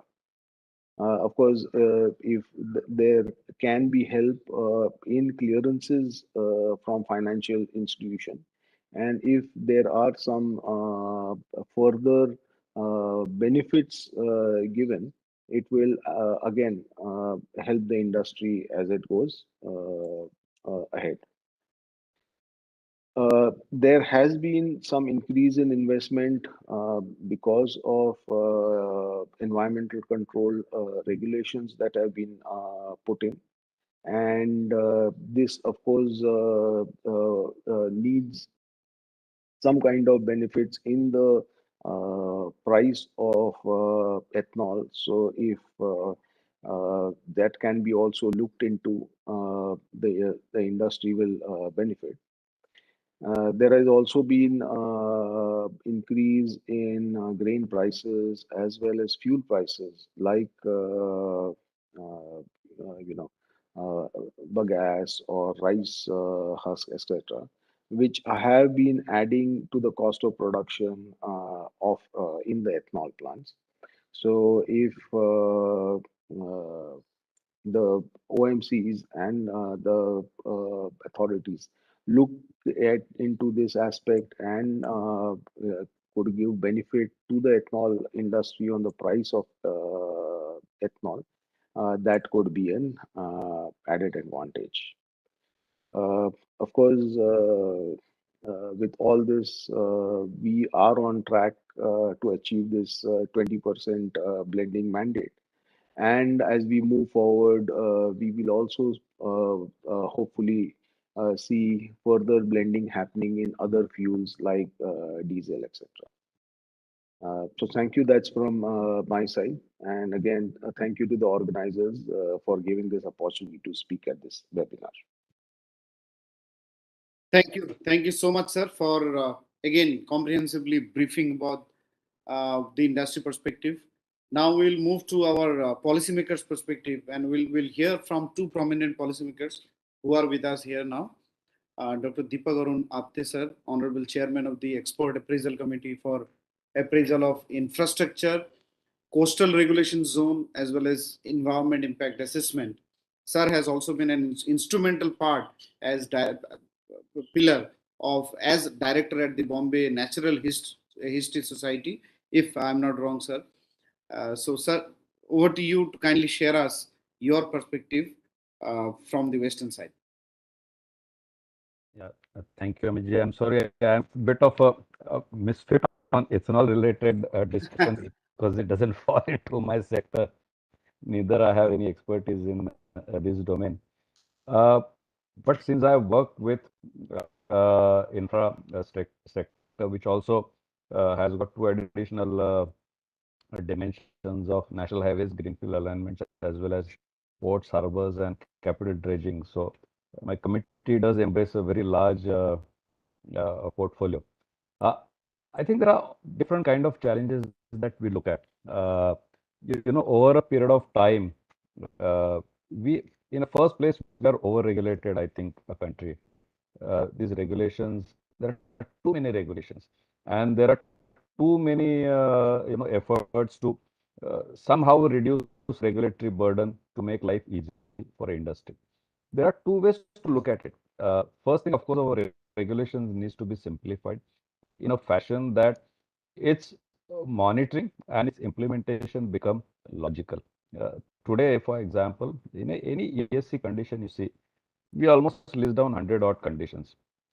Most of these conditions come as a precautionary principle because somehow there is a euphoria of mistrust between that if you don't put these conditions, industries will not follow that. You know, somewhere you have to make them accountable in some or other fashion. I think you know, we have to put one step forward from both ends, industries as well as from the government. I do recognize that we need to reduce the regulatory burden. There is no question of that. But reducing regulatory burden doesn't mean that we reduce the due diligence. Because the day we reduce due diligence, it has series of consequences. First thing is that no matter what you do, our mitigation measures or our, you know, whatever measures that we want to take in terms of, you know, reduction into environmental damage, etc., can never be foolproof because we already are working with the reduced diligence. We do not really understand the impact in a true sense. Secondly, I think companies also need to step forward in a sense that EIs need to be done with the true spirit of EI. Most of the time, the only driver for these EIs is to get somehow the clearances, whether it's environmental clearance or other clearance or forest clearance, for whatever reason it may be. And there may be, you know, reasons to develop this kind of bit of cynicism in terms of the way we look at the EIs. Now, that has led to all kinds of EI consultants where due diligence, credibility, etc., are questionable on many, many fronts. So we have multiple challenges today that we deal with. How we can reduce the regulatory burden without dropping the guards on due diligence. How we can strengthen our monitoring mechanism so that you may have only 10 conditions in EC, but those are very intensively managed and monitored. And where will we fix accountability? See, today what has happened is we asked companies to do self-certification. Okay, they almost for every project they do self-certification, saying that, for example, my pollution load is not increasing, without actually having any empirical data. If you look at the kind of documents we get for our assessment, without much of empirical data, just self-disclosure. They know it well that ministries simply do not have adequate monitoring mechanism to do. If we get caught, we'll see what happens later. These are the perceptions. True or false, it's up to one to decide. So based on these perceptions, the entire process of laying down conditions has evolved. We put so many conditions that at some point of time when we revisit after 6 months, then it makes also think is why the hell we put all these conditions, which nobody can actually monitor at that point. So we are struggling on multiple fronts, that we want to give clearances at a faster pace, but how we can maintain the scrutiny of all these into time-bound fashion without dropping guards on, because there are a number of violation cases coming to us. And this violation, not necessarily every single violation is intentional. There are simply, I don't think there is any AI consultant or anybody can keep track of various regulatory requirements and the official OMs that we call it as issued every now and then to in a way allow few things to happen here and there. Lapses will happen whether you like it or you don't like it, unless you have a very robust system of keeping track of the original notification vis-a-vis OMs coming in. And then there are in between, then there are orders from high courts and Supreme Court that also you have to be mindful for. So number of places we have seen where violations happen unintentionally simply because they simply do not know what actually evolved in terms of regulatory provision from X point to Y point. And then there are regular violators. Those needs to be dealt with in a very systematic fashion. So the entire violation EAC is evolved with this notion, is understanding that how long will you allow this violation to continue. You have to take some decision on this violation. Either you disband those or you allow them with remedial measures of punitive action, etc., etc. Now, we have in this country somehow almost every project gets challenged in court of law at some point of time. And I think it is an interest of a company to have a very robust AI, because while in a legal scrutiny, a shoddy AI will get exposed because we have a number of enemies outside which are also well researched, quite credible in a sense. How are we going to counter those scientific and technical arguments against the AIs those are made into litigation? One way to look at it is, if our AIs are robust, I think it will stand its merit when it comes to this legal dispensation. So there are multiple recourses. I always advise, for companies to do is do good AI. Good AI doesn't mean a rejection of EC. That's a fundamental that companies need to understand. And impact not always are negative. I think we have to remove this notion from our mind. Every single AI you will see, conclusion is there is no impact of this project. It is impossible to believe that any project that will come in this country, which is biologically rich country, will have no impact either on biodiversity or people or environment. But these impacts have to be put into two buckets, both positive impact as well as negative impact. Your positive impact can be a great deal of employment to those who need employment desperately, economic infusion into your economy. It can benefit ecologically certain species greatly. I think the true AI will bring out these two baskets very clearly. And that is what will stand on its ground when it comes to the legal scrutiny or due diligence that we do during the AI process. That's my limited point of view. That's what we look into the lens that we want to do good due diligence. That's the job given to us by government as a EAC, that do good due diligence, advise the companies where you find that these skills are lacking. We do guide them in number of cases to go to the right agency, to go to the right institutions, uh, do studies in a very specific fashion that will meet our regulatory requirement. But I do agree with my conclusion that we are too over-regulated country. We need to somewhere, you know, reduce this regulatory burden. There is absolutely no doubt about that. Thank you. Thank you. Thank you so much, sir. Such an honor to, though you are saying that you don't have any experience in the ethanol sector, but the important points that you shared at the outset in terms of giving the, outer or macro view were very, very important. And yes, it's very true. To encourage industry, the regulatory burden has to be minimal as much as possible, unless it does not, complacent industry not to take the disadvantage of it.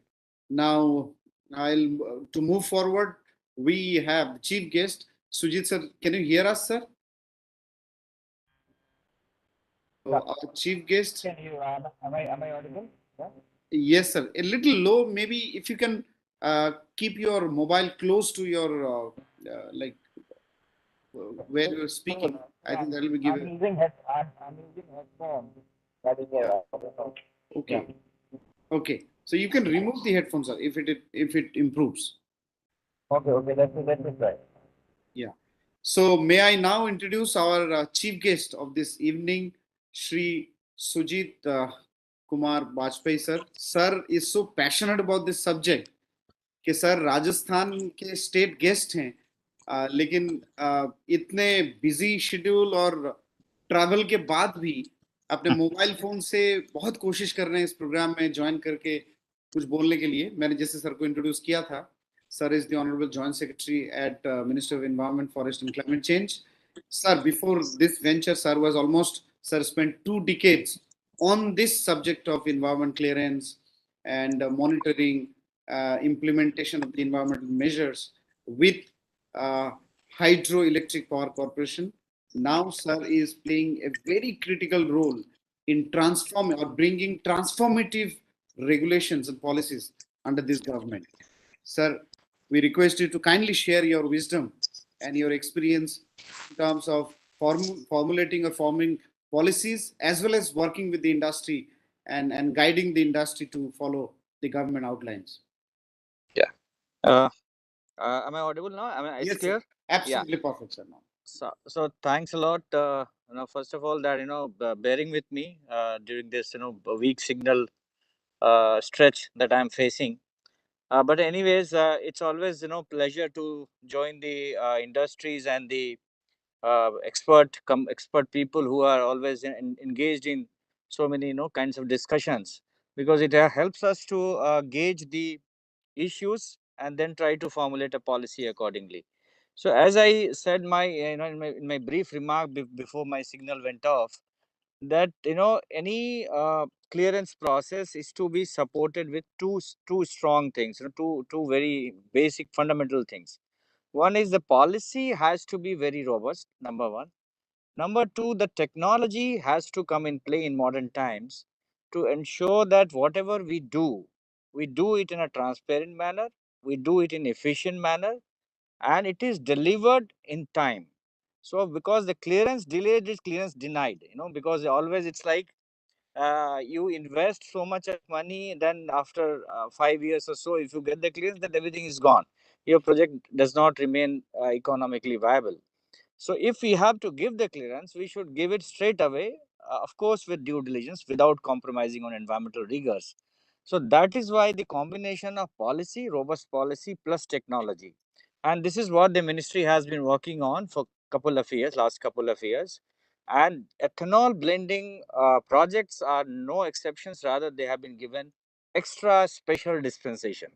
So, in order to provide, as you all know, that impetus to ethanol blended petrol program of Government of India, and not to lose sight of the fact that overall environmental, social, and economical benefits of this production of ethanol for blending, Government of India came out with a very important notification in June 2021, and that actually changed the entire scenario as far as the clearances for ethanol blending is concerned.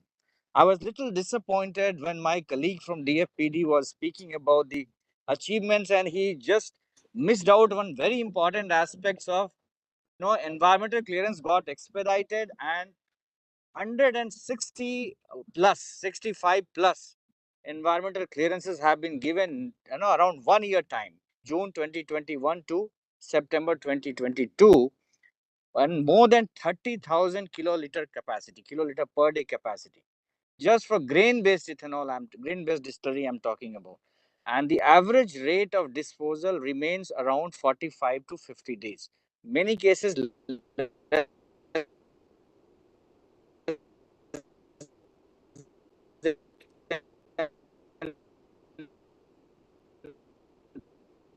Some issue with your connection, sir. Around 40 days.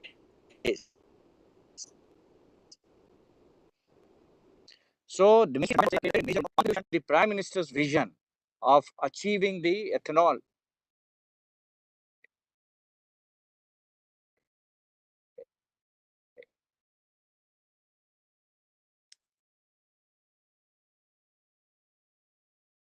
Yes, sir. We are losing you again. Hello. We lost you for around 30 seconds. I think यहाँ better है मैं गाड़ी रोक लेता हूँ 1 second भैया रोक लेना just for 2 minutes.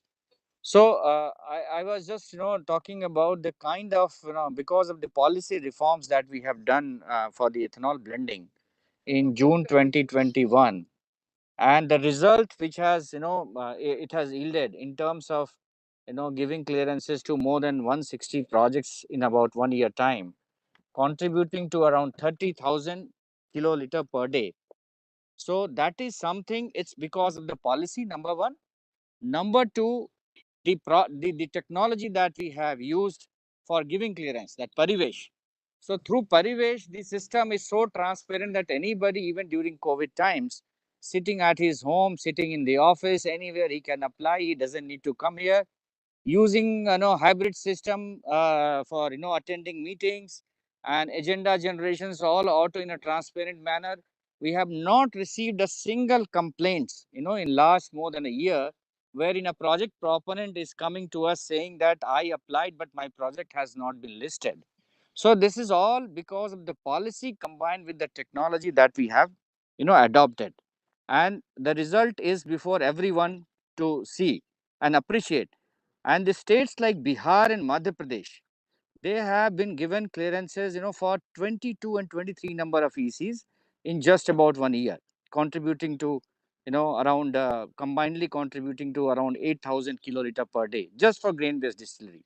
So the point I wanted to emphasize on that the any legislation, whether it is for ethanol blending or it is for other clearances, the basic goal has to be that the policy should be very clear, unambiguous, and technology must be used to ensure that the clearances are given in a transparent manner.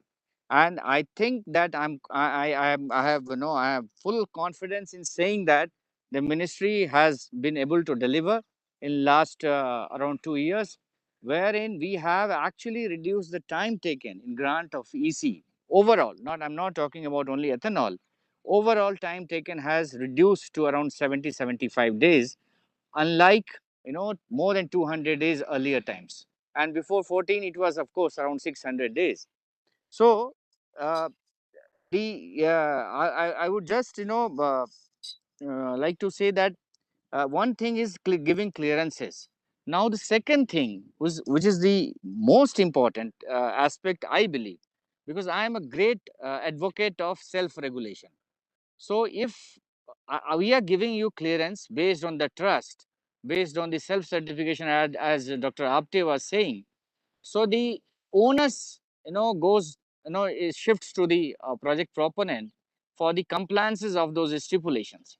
So now, as Dr. Apte was saying, more than 100 conditions, I don't agree with that. No longer we are giving more than 100 conditions now. It was there, and he himself is a member of 2 EACs, so he knows that the conditions have considerably reduced, and ministry has been working tirelessly to ensure that reducing condition is not the goal. The goal is to have a practical, measurable, implementable conditions. So we are trying to work on that. We're trying to streamline that process as well. And again, the third aspect is decriminalization. Decriminalization is something now is being talked about everywhere. So for every non-compliances, as Dr. Apti was also pointing out, for every non-compliances, the criminal prosecution is not the answer. So we are also working on that. And very soon, DPIT is coming out with ease of doing business bill, wherein you will see that many of the acts, including Environmental Protection Act and Air Act, they will be decriminalized. So the cabinet note, the draft proposal is already in the public domain when we published it, and after that it was decided to come out with a consolidated bill through DPIT. But what I mean to say that the government has been working to see that the ease of doing business is implemented in the right spirit, but that at the same time, again I reiterate that I request all the industries to come forward and show to the world that if you trust us, we are going to give you back, trust you back in terms of the compliances, trust you back in terms of the protection of environment, and trust you back in terms of the giving back to the country for the country to become real, self-reliant in terms of everything, so that we don't have to cite the example of Singapore or other countries wherein we say that the compliances are very good and the conditions of the compliances and the enforcement is very good. Because once you become self-compliant, and in that endeavor only we are now upgrading the existing parivesh, wherein we are trying to enhance the whole user experience. I know many of you must be facing a lot of problem, but we are you can just imagine that this is for betterment, better future, better tomorrow. So just bear with us for some time. But for parivesh which we are upgrading, you will see a paradigm shift in the entire process of clearance for environment, forest, wildlife, and CRZ, and compliances also. Because tomorrow, after our module, after our parivesh is developed, once you sit down to fill up the compliance, I expect the kind of vision we have that it is not going to be a burden for you to fill up the compliance report. Because first time you may feel some pinch because you'll have to fill up all the details. But second time when you come back after 6 months, the system will help you. The whole system that we are developing, that will help you to fill up the compliance report in a minimal time and with greater precision, greater accuracy. So the government has been working on all fronts in streamlining the clearance processes, making the technology available for facilitating a considered decision making, application, compliances, ease of doing business, decriminalization. So with all this, before the industry and before the citizen, I'm sure that ethanol blending, the vision that Prime Minister has seen, the government of India has set in for 20%, we have already achieved 10%. So 20% by 2025. I don't see any hurdle in that, because already, as I said, that 160, 170 odd clearances have been given. When all these units will start, producing ethanol, so the target that we have set is not going to be, a dream. It's going to be reality, and with efforts, with cooperation, with collaboration with industries and the ministry, all the regulatory authorities, I'm sure that the country will achieve that target. So with these words, thank you very much, and apologies from my side for joining late, but congratulations to the organizers for having me and for this seminar, and thank you very much for having me here. Thanks a lot. Thank you, sir. Thank you, sir. Thank you. Thank you so much, sir. It's such a no need to be sorry. Actually, it's our privilege, and we are really honored to have a leader like you despite having such a busy schedule and you are traveling, you stopped your car, but you completed your speech. And also, what a speech in terms of clarity and practicality, the pragmatic approach that we need today in this country. I think that is really commendable. And that is also the point that I wish to emphasize to our industry leaders. When the government gives or puts the trust on you through self-regulation, we just by singing our national anthem and just by kind of raising that we love our country, that will not suffice. We through our action need to show that the trust that the government has given to us, we should be able to live up to that. Hence, like fulfilling our side of the commitment is equally important. Moving forward, may I now take the honor to invite Rahul Rameshwar Rao Mongikar sir, again another stalwart in the policy space, to kindly share your remarks on today's topic. Audible? Yes, sir. We can hear you. Thank you. Very thankful for inviting as an member of the EAC industry too. I'm also already now member here because I am less associated with the ethanol blending program as such, but I am the ecologist, and as a part of the ecologist, I'm working with the EAC2 industry committee. So experiences that I just would like to share something regarding that with all of you. As in, there are several proposals are coming up specifically for the ethanol blending program, or even in other years also. What I realized that the ecological perspective when the industries they are setting up, many industries they are following the norms as mentioned by the CPCB, and according to that they are doing the plantation. But if you look at the intention of the ministries, that what type of plantation we are expecting, it should be blend with the surrounding environmental condition. That is what it is expected, and also we are expecting that the ecosystem services should play a key role through that to the surrounding areas. Now, the plantation just comes for the pollution, the reduction of the pollution. It also inviting so many invasive species. That is what my there is one more. I'm feeling it strongly because so many industries are coming up, and as under the EPP program, that new industries, their JLD programs already. Dr. Mann and Dr. Other all experts they are already mentioned about that. So I'll not talk about that. But several there are opportunities that now the new industries are coming up. And this somehow it is necessary to look at the green belt development. This is what my real concern around the industries area.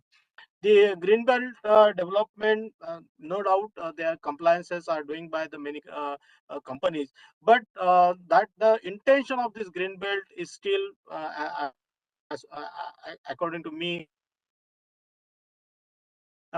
many species which are listed because of the CPCBs as mentioned, but the priority needs to be given to the indigenous species and the local species which are present to that area, so that it could be formed in local environment and it can give the boost to the local species into that area.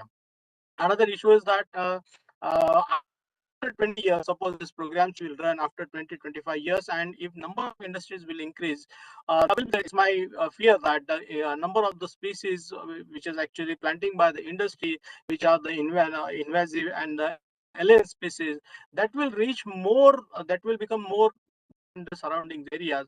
And if you look at the dispersal of the fruits and the seeds, they will go beyond the industrial area, and they are specifically going nearby areas, which is changing the system, ecosystem changes, or which may change the system in future. So this is what number of times during my committees also I'm specifically recommending that you should go with the species, but still somehow some reluctance that I'm getting, that people are saying yes to that, but they are unable to do it. So that is what I'm thinking. One more issue is that regarding the companies, those are actually they got the ECs, they are they expanding the program. about them, the existing situation, if you look at that, in that case, the most of the species they planted, it's just a plantation drive, but how much it's affecting, or how much it is really helping for the reduction of the pollution and reduction of or the helping for the ecosystem establishment, that type of analysis, there is no provision of that type of analysis anywhere. So this is what my 2 points are there, and I thought that I should share with you. These 2 points are much important because as already it is said that the industrial development should be going hand in hand with the environmental perspective, and this environment, if it remains only for the concern with the pollution, or the it remains limited to the pollution, then it's of no use. This is what I'm strongly thinking that. So it should help in the other system services also. It should provide habitats to the birds and other species, rather minor species present to that area. So it should be in that way. Then certainly this industry will certainly play a role in the sustainable development as we are expecting. Otherwise, the development will take place, but it won't go with the sustainable point of view. So this is what I say. Thank you for that. Thank you so much, sir, Rao sir, for sharing your this 2 crucial points, and also being very brief. Now we quickly move forward to another important aspect of it is financing. Nothing is done without having proper financing channels. To give the technical session on the bioenergy project financing, may I request Chartered Accountant Kunal Kishorji, who is also the director at Invest Aid India, who is also an expert on the bioenergy project financing part, to requesting him to kindly share your remarks on your experience about how the financing is happening, other than the banks that the governments are also talking. What are the innovative financing options we have in this space? Thanks, Akramji. Can I share my presentation? There is a small presentation there. Sure. Please go on, sir. I hope this is visible to everyone. Yes, we can see it. It is visible. Sure. So these are the important timelines when we are looking at financing of ethanol projects. There are other important dates as well, but these are important with respect to financing of ethanol projects. So the DFPD Government of India came out with interest subvention scheme in January 2021. Prior to this, every year they had an interest subvention scheme, but this was slightly unique because they had. Please go on. Okay, so this scheme was slightly broadened in the coverage of it, because prior to this there was no permission for grain-based ethanol plants. So this interest subvention scheme covered that as well. Subsequent to that, in 26th April 2021, the State Bank of India came out with guideline cum SOP for financing of ethanol project. This was really spectacular. In this brought about a big shift in how banks were looking at ethanol projects.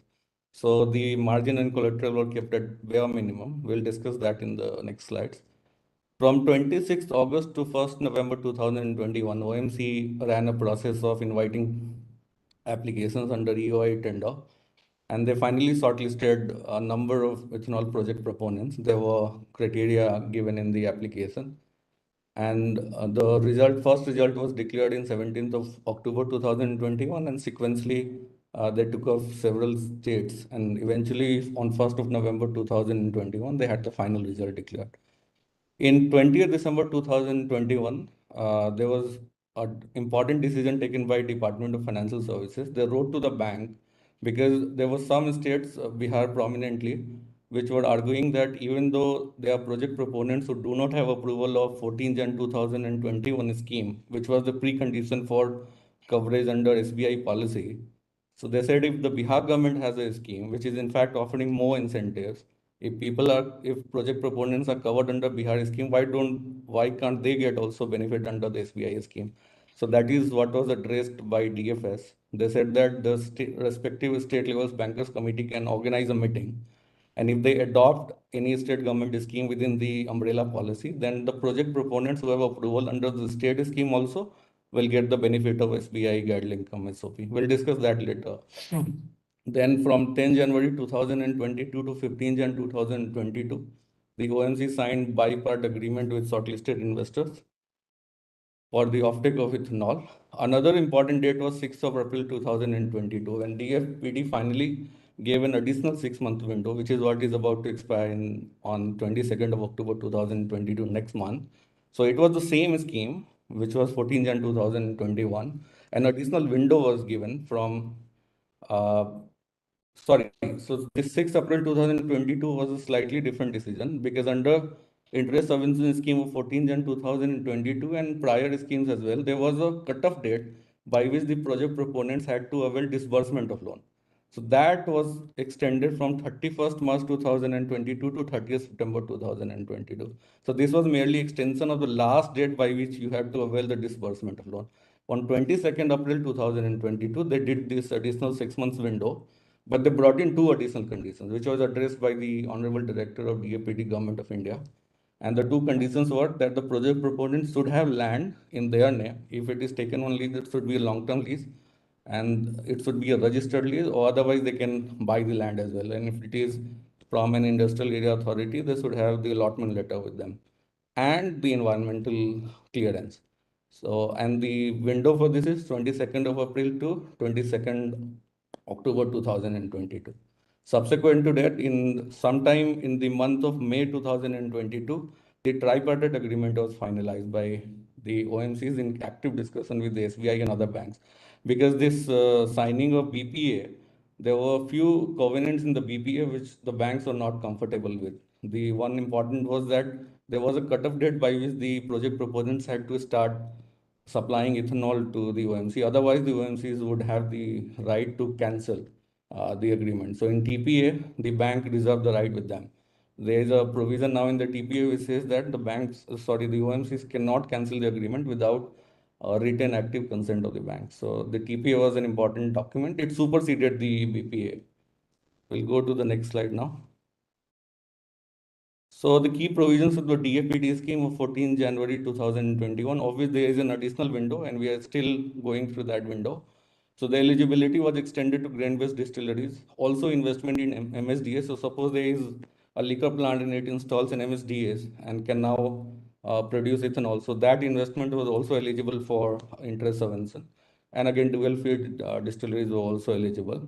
The interest subvention, the only benefit under this scheme is interest subvention at 6% or half of the interest rate for 5 years, including a 1-year moratorium period. The last date of application was 14 February 2021. But as I just mentioned, there is an additional window now, which is from 22nd of April 2022 to 22nd October 2022. But all these plants have to be modeled on ZLD basis, which has already been covered by various eminent speakers. The 2 additional conditions under the extended period, mind you, this was not there in the 14 Jan 2021 scheme, where there was just a 30 days window.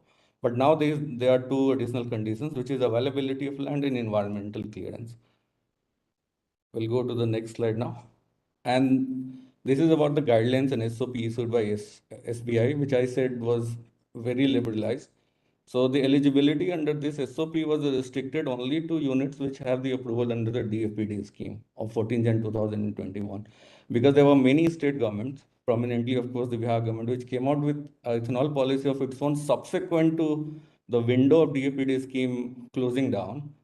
And therefore that trouble started, where the Bihar government was pushing with the DFPD and the DFS that you should give the liberalized financing facility available to project proponents approved under the state government as well, which was addressed in the December 2021 by DFS. They wrote to the bank saying you can convene a state level bankers committee and adopt any state government scheme under the umbrella SOP which has already been finalized, and then those project proponents would also be eligible for SBI policy, that liberalized scheme. And this liberalized scheme was issued by SBI, but subsequently within a period of month or 2 months adopted by almost all major banks, PNB, BOI, BOB, CBI, everybody.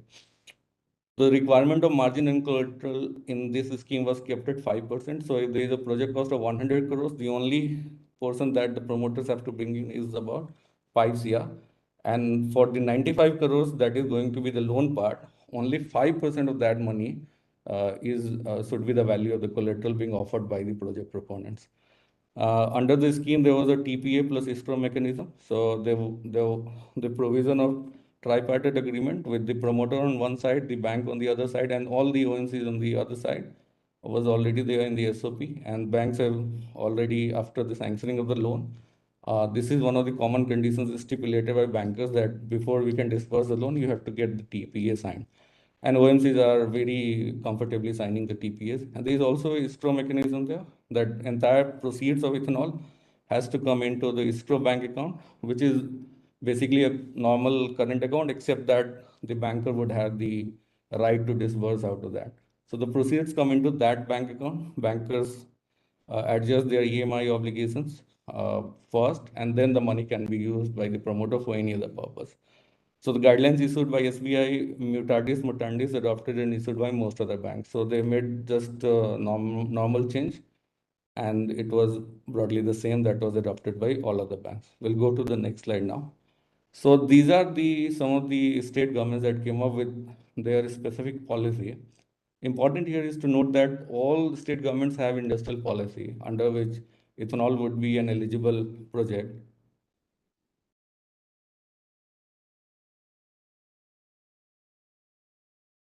All state governments have their policy, but there were few states which came out with specific ethanol policy. So we are limiting our discussion to those state governments' policies alone. So there is a DFPD scheme. As you can see, it only has interest subvention component, which is also only half of the interest burden for 5 years. We'll go to the Bihar, which was the first to come out with a specific ethanol policy on 17th of March 2021. So under Bihar policy, you get interest subvention at 10%, which is the maximum that banks are advancing loan these days at for 5 years, but there is an upper cap of rupees 20 crores. And by the way, Bihar, Assam, which are the two states offering interest subvention, they have dovetailed this with the DFPD scheme. So you can avail benefit under both the schemes. So suppose if you are setting up plant in the state of Bihar, you can avail benefit under the DFPD scheme, which will be the half interest rate, and the balance half will be subvented by the Bihar government. Similarly, if you are setting up a plant in the state of Assam, so you can get half interest subvented under the DFPD scheme, and the balance half will be given by the Assam government. So stamp duty, which is the cost when you're transferring the title from one person to another of the land, or even if you're doing a long-term lease, so that is commonly waived by most states. Madhya Pradesh is not waiving it, it is reimbursing you after you come into production. Then there is another burden on investors, which is a very early burden, land conversion. As we have just heard eminent speakers, that even for environmental clearance, you need the land to have been made suitable for the commercial use. So, I mean, in other words, you are holding the certificate of land use. So Bihar is giving 100% waiver, so is Assam, so is Bengal. Madhya Pradesh is not giving this benefit. Then the important capital subsidy, which is what promoters really look for, because it gets you a big cash in one go. So Bihar is giving 15% of plant and machinery, but the maximum cap is rupees 5 crores. So this is sort of a disadvantageous component for those who are setting up large projects. So even if, say, your distillery is 300 KLPD, the cap for you will be 5 crores only. The same is in the state of Assam. In the Madhya Pradesh, there is, I mean, they are more liberal in this. They are not giving capital subsidy, but giving what we call as the production link incentive. So for every, so there is a reference at the bottom. So for every 1 liter of ethanol that you produce in the factory and supply to the ONC, they'll reimburse 1.5 rupees. And so that way you can get a large chunk of incentive. And the period is also been extended, unlike other states, to 7 years, and there is no upper cap. Except that you'll get this up to the 100% of the plant and machinery. So regardless of your distillery size, I mean, as your distillery size increases, your entitlement for incentive will also increase. So this is, of course, the most lucrative component. SGST, which is what most states are reimbursing except West Bengal, electricity duty and power tariff. Bihar is only giving electricity duty reimbursement. Assam is giving the 3 rupee per unit power tariff as well, but there is an upper cap of 75 lakh rupees overall. West Bengal is waiving the electricity duty. Electricity duty is a duty on the electricity charge. So in Bihar, it is 6% of your total electricity component. So suppose the monthly bill is 1 lakh rupees, this will be 6,000 rupees. So it is really a small component. Then there is employment subsidy. So most states are actually dealing with the PF and ESI reimbursement only. They are not giving flat component of the flat wage. So this is only the PF ESI and mostly the employee part, which is being credited into the Government of India account. So a portion of that is being reimbursed to you. In Bihar, the upper cap is rupees 5,000 per person. In Assam, this is 1,000 rupees per person. The Madhya Pradesh is giving a slightly higher benefit, but you would not have, you would barely have a person who will have PF and ESI of 6,000 rupees per person, except a few high value employees. Then you have JLD and other infrastructure benefits. So Assam is giving 50% of the investment that you have to make in setting up the JLD system. The upper cap is 1 crore each. The similar is Madhya Pradesh. And then there are other benefits also. For instance, Assam is giving some component back of the DG set quality certification listing. Similarly, Madhya Pradesh. So this is the broad snapshot of all the incentives that the various states are giving. Mind you, there is Uttar Pradesh is not mentioned here, not because they are not giving subsidy to ethanol plants, but there is no specific ethanol policy. And the other subsidies you can always write to us and we'll mention, we'll get back to you on this. So we'll go to the next slide. Some issue here.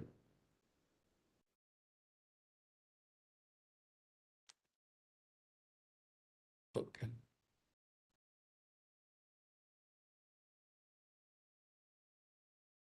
How can I remove this? What do you want to remove, sir? So this thing is not letting me move to the next slide. Oh. This annotate stuff.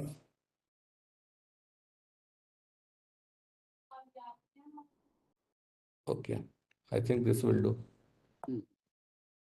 So this is the next slide. So because I've been engaged into financing of a number of ethanol projects, this has been my experience that even though the projects are entitled for the liberalized financing scheme of SBI and the other banks, which is where the margin and the collateral component is merely 5%. But banks are going much deeper into the project and they're also analyzing the project proponent, their financial strength and their background and their ability to service debt obligations, etc., etc. So the experience has been that for those who are existing sugar mill, project proponents having existing sugar mills, which is where they are setting up a captive distillery, or people who have agri-related background. So suppose if you're a large rice miller, etc., that is where they are considering you under the 5% scheme.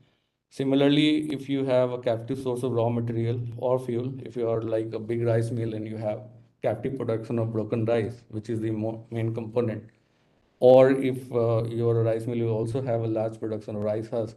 So that is when again banks are being more receptive of your proposal.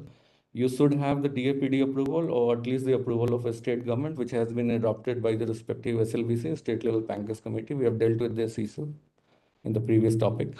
So you should have either of the two because that is what makes you entitled for that scheme. And if you have the sort of take of full installed capacity, so because if people are aware of the context, when the OMCs came out with this tender, so there were few project proponents, particularly in states where there were not many proposals. So the applied quantity and the assured offtake quantity was same. But in several other states, particularly in states like Bihar and Madhya Pradesh, where there was literally a flood of applications. So what OMCs did was there was a state-wise quota. And so complying with that quota requirement, they rationed the offtake quantity and disproportionately distributed it among the applicants. So somebody had applied for 100 KLPD and they get the offtake of 30 KLPD. So those are the cases where banks are not considering the projects under 5 to 6% margin. But if you have, say, an assured offtake of 500 KLPD, you are setting a plant for 500 KLPD as well. So that is when banks are ready to cover you under the 5 to 6% margin.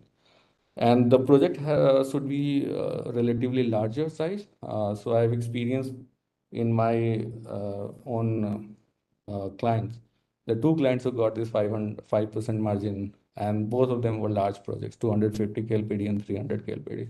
So relatively smaller projects are, which is when banks are demanding for higher margin.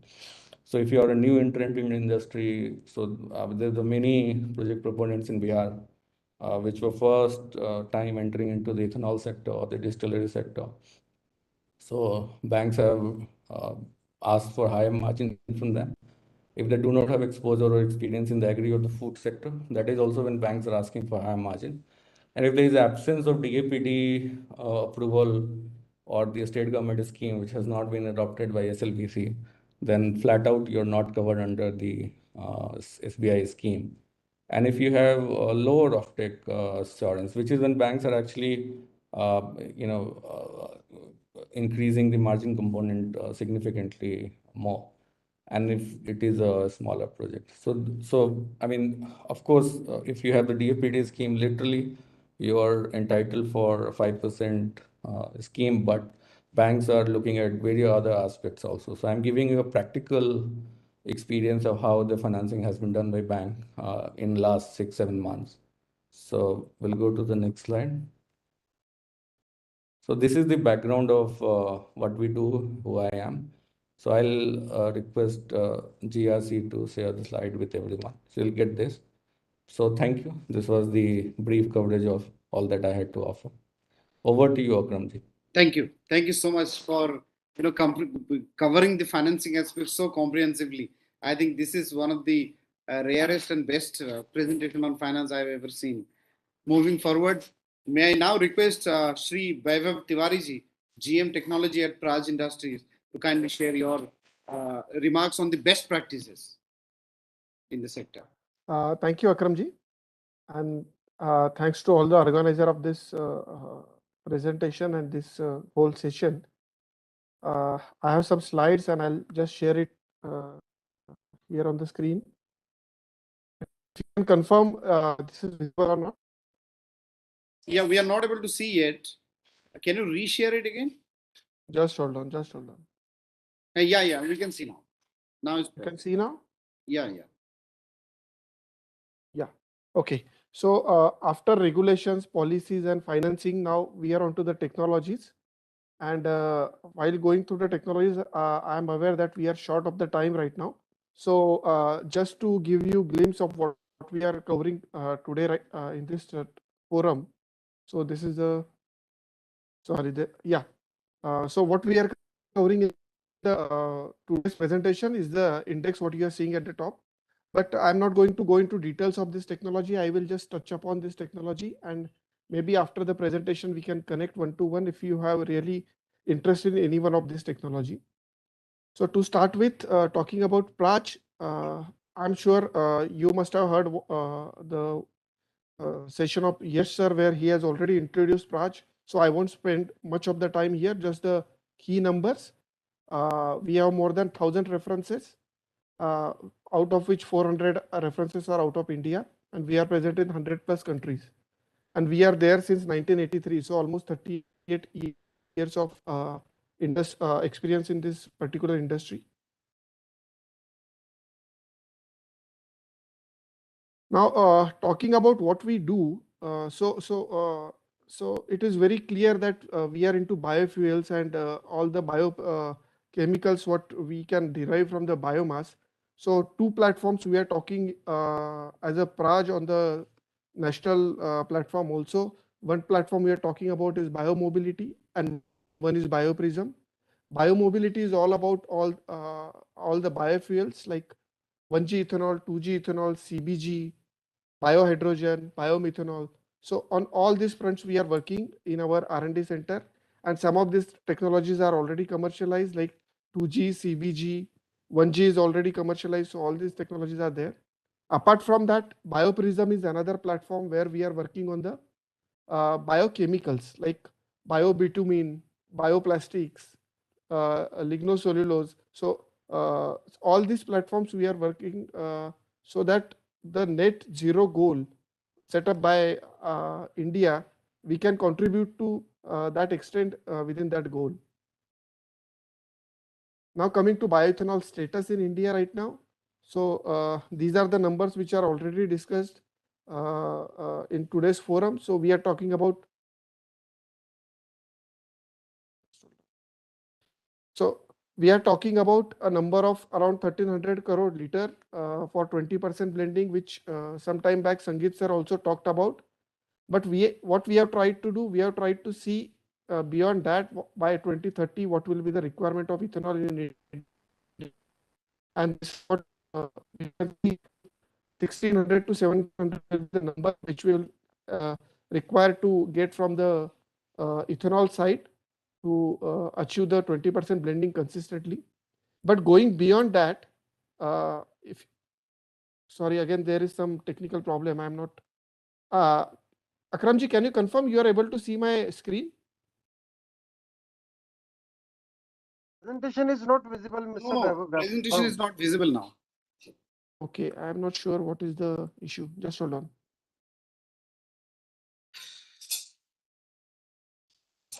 Sometimes due to system slow it happens. Now it is visible. Yeah. Okay. So what we have tried to do, we have tried to map what will happen after 20% blending, because nowadays we are talking about flex fuels, 100% e-bike. Then the new terminology which you will soon start hearing, that ethanol will be blended in diesel also. So all this put together, where exactly we are moving in terms of ethanol demand. So we have made some conservative assumptions which you can see at the bottom, and based on that we have tried to derive these figures. So now these numbers include all the possible use of ethanol in India with these assumptions. So we think by 2030, if everything goes well, we might be requiring 4,000 crore liters of ethanol. As against 20% blending, we are talking about 1,300 crore liters of ethanol. So this is about ethanol requirement. And this is the slide which was not originally the part of my presentation, but during today's discussion, I thought it will be more relevant to talk about this particular slide. So this slide is talking about LC analysis, life cycle. This slide is talking about life cycle analysis for bioethanol. UD residency hotel. I think there is some noise. Someone will have to mute. Hello. Yeah. Thank you. Am I audible, Akramji? Yes, you're audible. Sure. So LC analysis talks about all the emissions which are happening during the production of ethanol, right from the farming up to burning the fuel into the vehicle. So that's why we call it as life cycle analysis. And if you see these numbers, if a traditional gasoline, that is petrol, if petrol is used in the vehicle as a fuel, it generates around 98 kgs of CO2 emission per MMBTU. So MMBTU of energy released. As against that, starch-based ethanol, that is from corn or rice, it will generate around 55 to 56 kg of CO2. Whereas from molasses or syrup, it will generate 30 to 40 kg of CO2. And from 2G, it will be 5 to 15 kg of CO2. Now, the purpose of showing this slide here is, when we are calculating these numbers, we haven't considered the CO2 credit which is going out from the distillery. So just some time back, Abhinash ji talked about CO2, compulsion of CO2 bottling into the distilleries.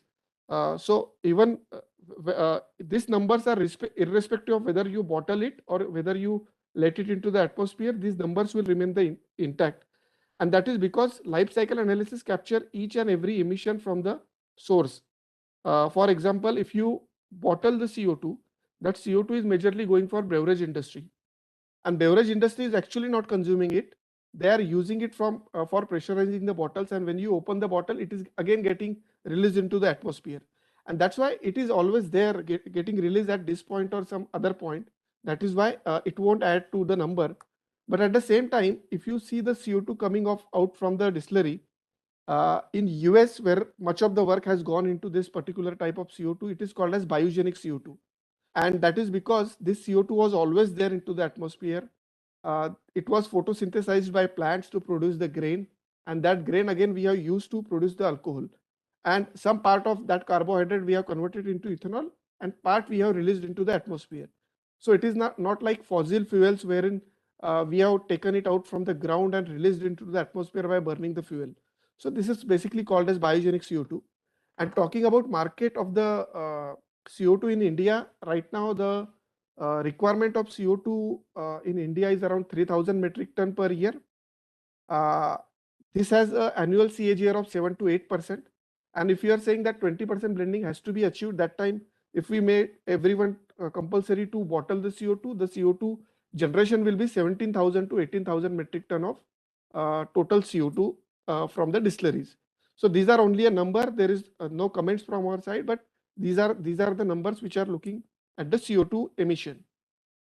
Now coming to the technology particularly, we are talking about sugary technology particularly today, and we have syrup, juice, molasses, everything going into the ethanol making. And talking about molasses is well known, so I am not going into details of that. But talking about syrup, people used from last 2 years, people are using syrup as a feedstock for ethanol making, and they have seen the challenges of the syrup and the good point of syrup. So good point of syrup are basically they generate lower volumes on effluent. That is the most important point. Improve shelf life. That is, if juice is getting in juice, the shelf life is, let's say, 2 to 3 hours. For syrup, shelf life will be 2 to 3 days. But still, there are some limitations with syrup, that there will be contamination or byproduct formation. If you concentrate it more, there will be sugar crystal formation. And there is always a variation in sugar feeding to fermenter, because we have a very different type of sugar industry. The sugar syrup which comes to the distillery, it cannot have a constant bricks, and because of that, what is happening, every time the sugar coming to the distillery is changing, and because of that, operating plant is not very sure about how much sugar has gone into the fermenter. And many a times, if he is targeting for 14% alcohol, eventually he will see that he has got only 12% alcohol or he is targeting for 14% alcohol, he will see that he has achieved 13.5% alcohol, but there are residual sugars. So to take care of all these variations, we have introduced a separate package, syrup enlevé package. This is plug and play package. Even in existing distillery, we can put it up. We will have some flanges. The industry will have to connect connections to these flanges, and what it will do, it will stabilize the bricks between 5% variation. And if required, our new technology shift reactor, which ensures the recycling of spent wash into the fermenter, can also be a part of this particular skid. So this will give you advantage that your capacity will be intact and there will be no losses during the operation of the plant. Another problem with syrup, what we have seen is it cannot be stored for longer time. For that, there is a technology which is called as biosyrup, which we have generated. So biosyrup is nothing but the syrup which is concentrated up to 80-85 bricks after inversion, and now this syrup can be stored for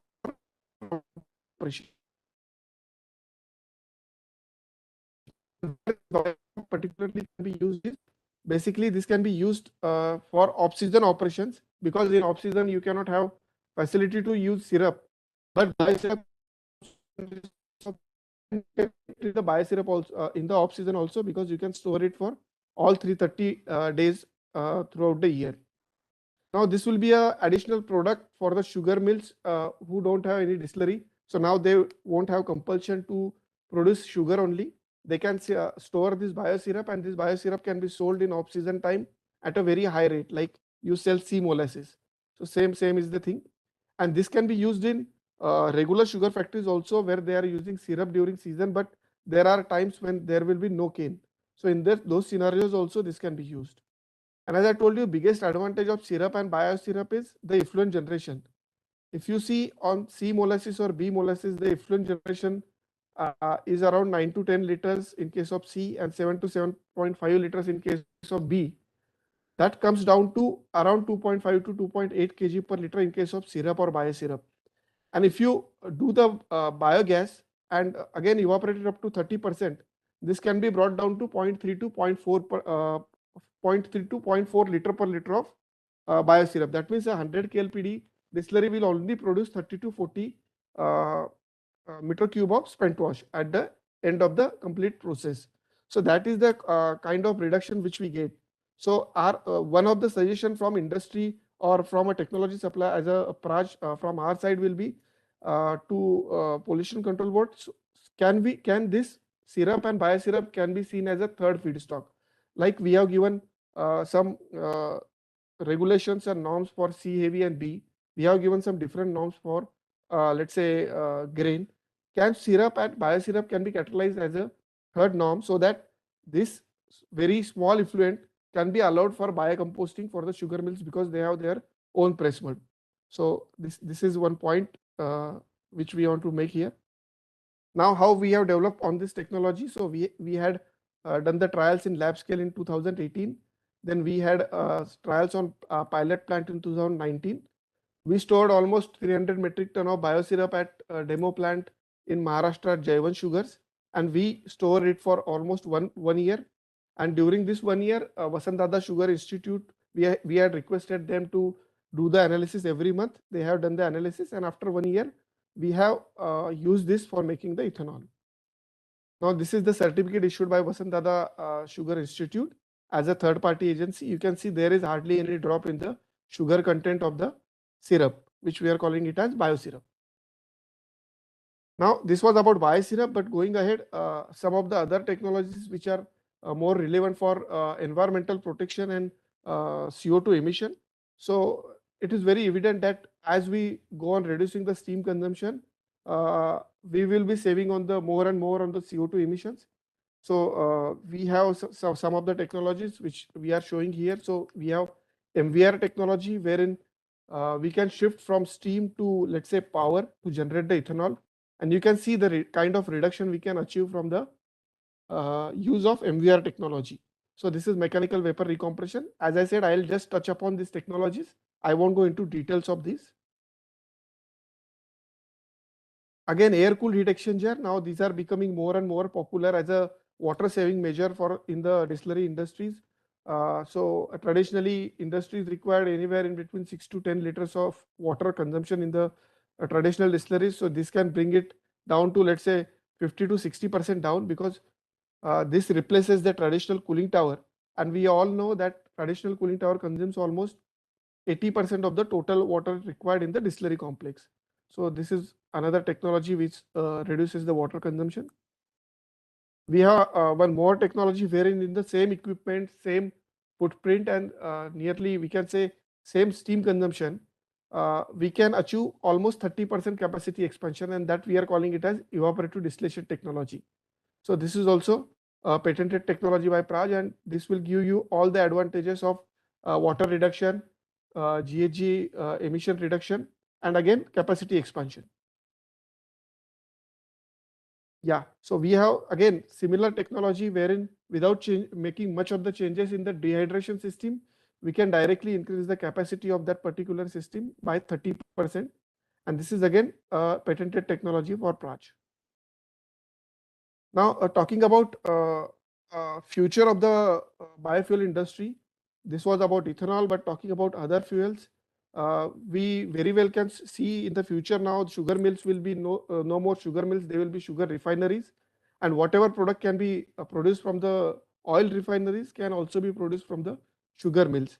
And one of that product is green gas. So you can produce this CBG, that is the replacement, direct replacement for CNG, that you can produce from bagasse, you can produce it from the press mud also.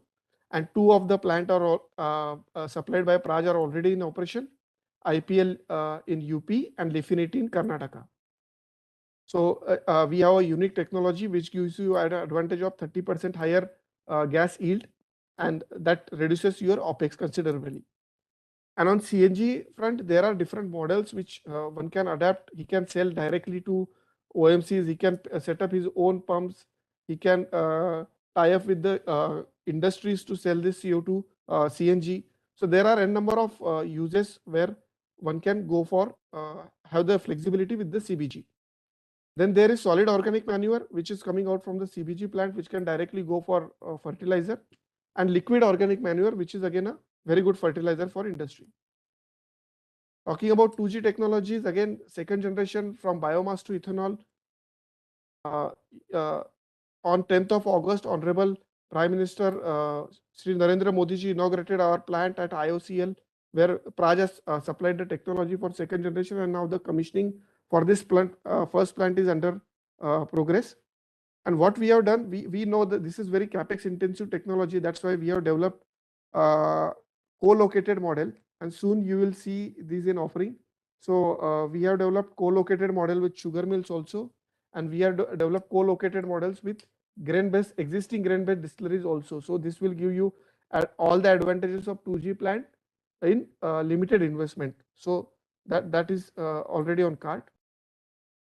Another biofuel is isobutanol. So this isobutanol is a drop-in chemical in many of the chemical industry, and it also is a drop-in fuel like ethanol that can be used as a fuel in the vehicles as well. So that work is already going on in our laboratory.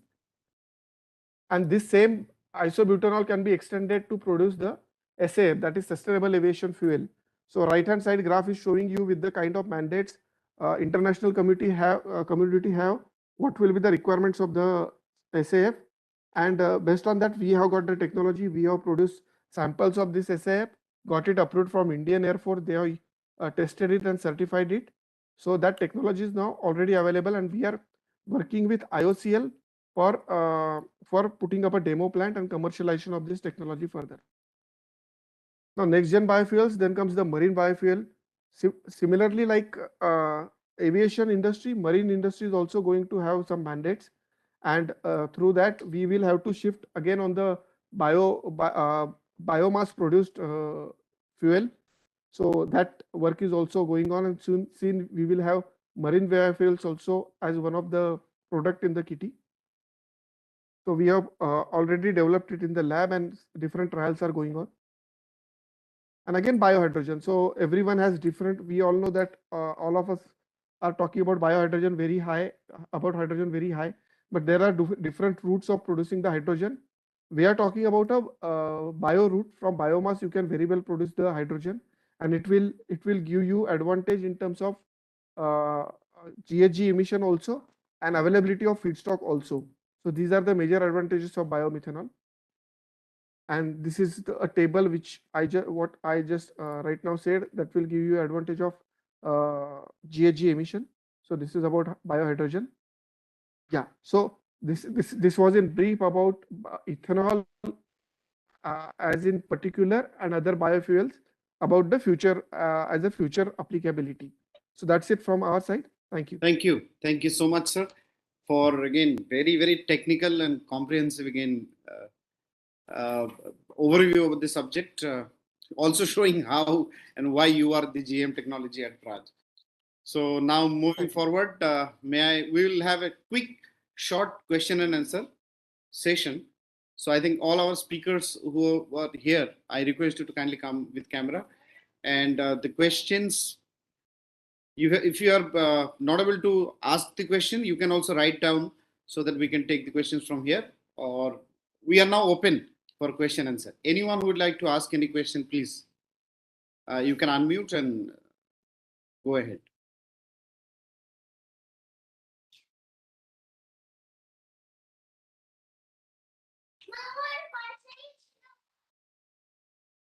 Yes, Mr. Akram, I'm Rajiv Bhatt side.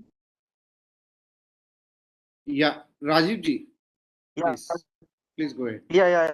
So I have one small question.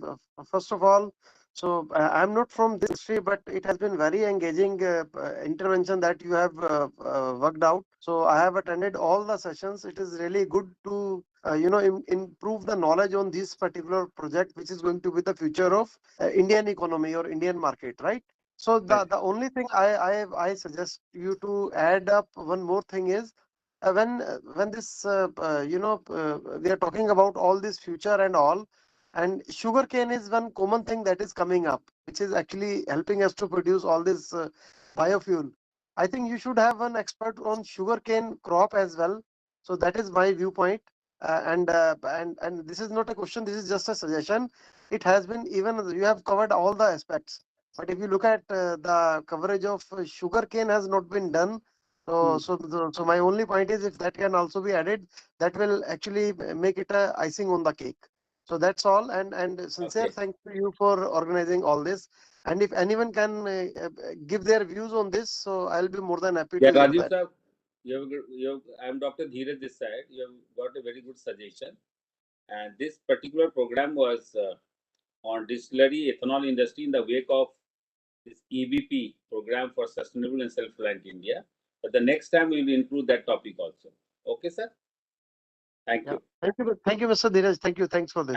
Thank you so much. अच्छा, कोई सवाल है sir? Please पूछ सकते हैं. अच्छा, कुछ हमारा चैट में कुछ सवाल आ रहे हैं चैट बॉक्स में. Is there going to be an extension in DFPD scheme due to technical issues with I think that has been explained by Singla Saab, Sangeet Singla Saab from DFPD. So they are in consultation with other stakeholders and they will decide about it because it pertains to policy. एक सवाल आया है संजय सिंह जी से कि please tell us about the sustainability of hydrogen. थोड़ा सा बाहर है हमारा इस टॉपिक से, but yes sir. So I think do you Clean want hydrogen and ammonia, they are very big subjects. Yeah. So we can have you can send us your question, we will respond to it, sir. तो sir ये question Sanjay ji, ये question अगर आप हमारे GRC में भेजें, मुदिता जी होंगे, अगर कोई इन्वायरमेंट रिलेटेड इश्यूज होंगे तो मुदिता जी को आप मेल कर सकते हैं, और कोई अगर टेक्निकल और फाइनेंस रिलेटेड कुछ हुआ तो हमारे अभी जो स्पीकर थे Vaibhav ji, you can reach out to them.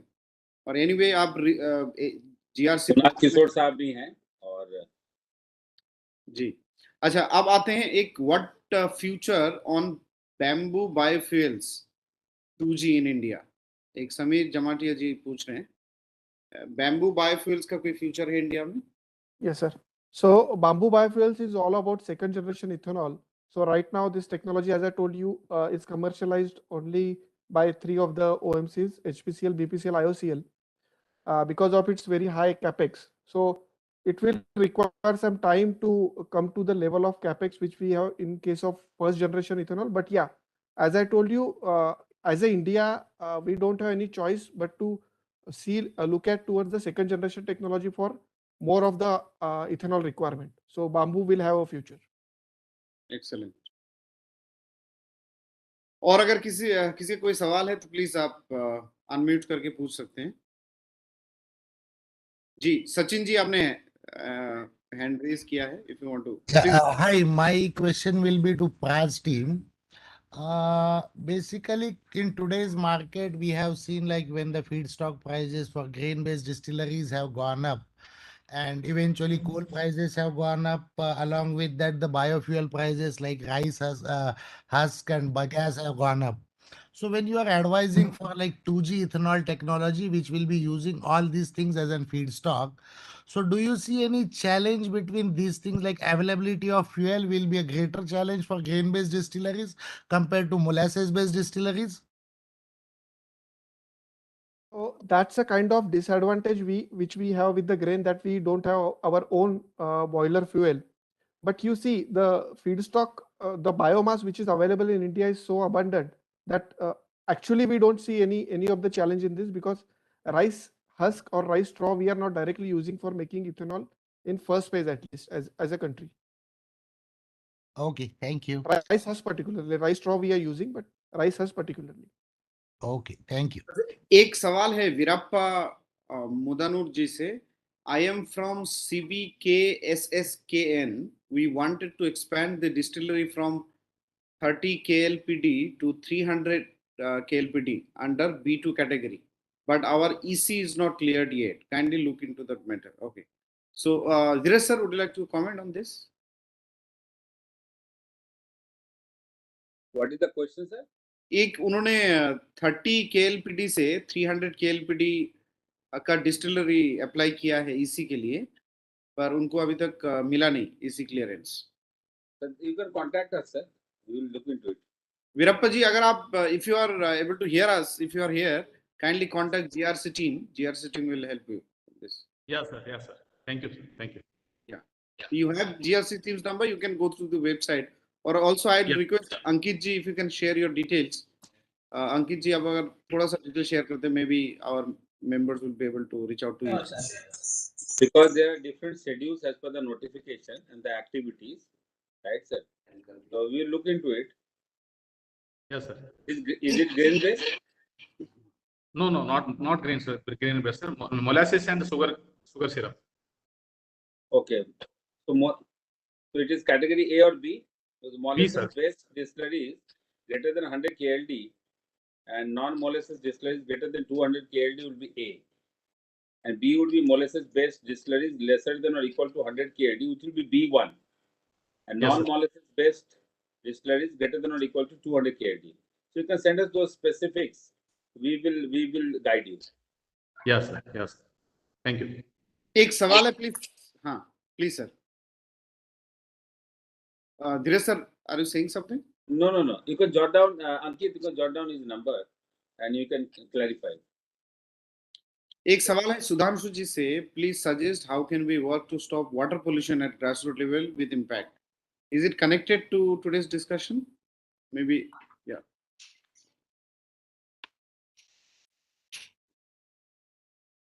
हाँ, अजय सिंह जी एक सवाल करना चाह रहे हैं. अच्छा सर, मेरा सवाल है DFPD रिलेटेड सवाल है कि मेरे पास, मैं Bharat plus ethanol private limited में प्लांट लगा रहा हूँ 100 KLPD का. 30 KLPD का ऑप्टेक मिला हुआ है मेरे को, बट प्लांट 100 KLPD का लगा रहा हूँ. मेरा DFPD का अप्रूवल जो है वो 22 अक्टूबर को एक्सपायर हो जाएगा, ऐसा लेटर में लिखा हुआ है कि अगर लोन सैंक्शन नहीं होता है तो. मेरा भी लोन सैंक्शनिंग प्रोसेस में है और हमारा ऑलरेडी काम प्रोसेस में है, सिविल और सारा कुछ काम हो रहा है साइड पे. तो क्या वो DFPD का एक्सटेंशन मिलेगा कि नहीं मिलेगा हम लोग को? कुणाल साहब. सर मैं एड्रेस कर देता हूँ. अभी जो डेट है सर, ये 30 सितंबर 2022 का, ये 21 पॉलिसी वालों के लिए भी और 18 पॉलिसी वालों के लिए. So it makes a common sense कि अगर 2018 में जिनको DFPD मिला था वो उसका 30 सितंबर 22 तक उन्होंने डेट किया है, तो 21 वालों का तो आगे बढ़ाएंगी. तो वो बस मैंने it must be coming within a week और सो, वो डेट तो बढ़ेगा ही. अच्छा, अभी कोई DFPD से थे ना शायद हम लोग को, शायद कोई डायरेक्टर साहब थे यहाँ पे? नहीं, डायरेक्टर साहब तो अभी नहीं है, कंसल्टेशन में है, so they have not decided about it. This is what he said in his presentation. अच्छा, नहीं ठीक है. अच्छा, मेरे बस यही क्वेश्चन था जी. एक हाइड्रोजन एनर्जी पे कुछ पूछ रहे थे, तो आप डिटेल्स में पूछ लीजिएगा. In fact producing hydrogen from low carbon energy is costly at the moment, and the IEA analysis finds that the cost of producing hydrogen from renewable electricity could fall 30% by 2030 as a result of declining cost of renewables and the scaling up of hydrogen production. And for other details you can contact us, sir, क्योंकि बहुत vast subject है, upcoming subject है, so we'll give you the details. Okay, और कोई question है? Is there any clarity on some? Okay, all those who have registered, you will get your certificate, sir. Our team will give you the certificate. Rajiv ji, you mean certification आप उसके लिए कर रहे हैं ना? मैं सोचा participation certificate मांग रहे हैं. So sir, राजीव सर का एक क्वेश्चन है कि certification, is there any clarity on certification? What type will it be?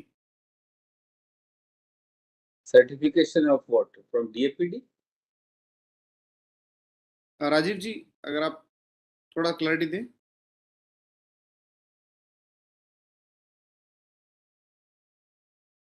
Rajiv जी, ये जो सर्टिफिकेशन की बात कर रहे हैं आप, क्या ये DFPD सर्टिफिकेशन की बात कर रहे हैं?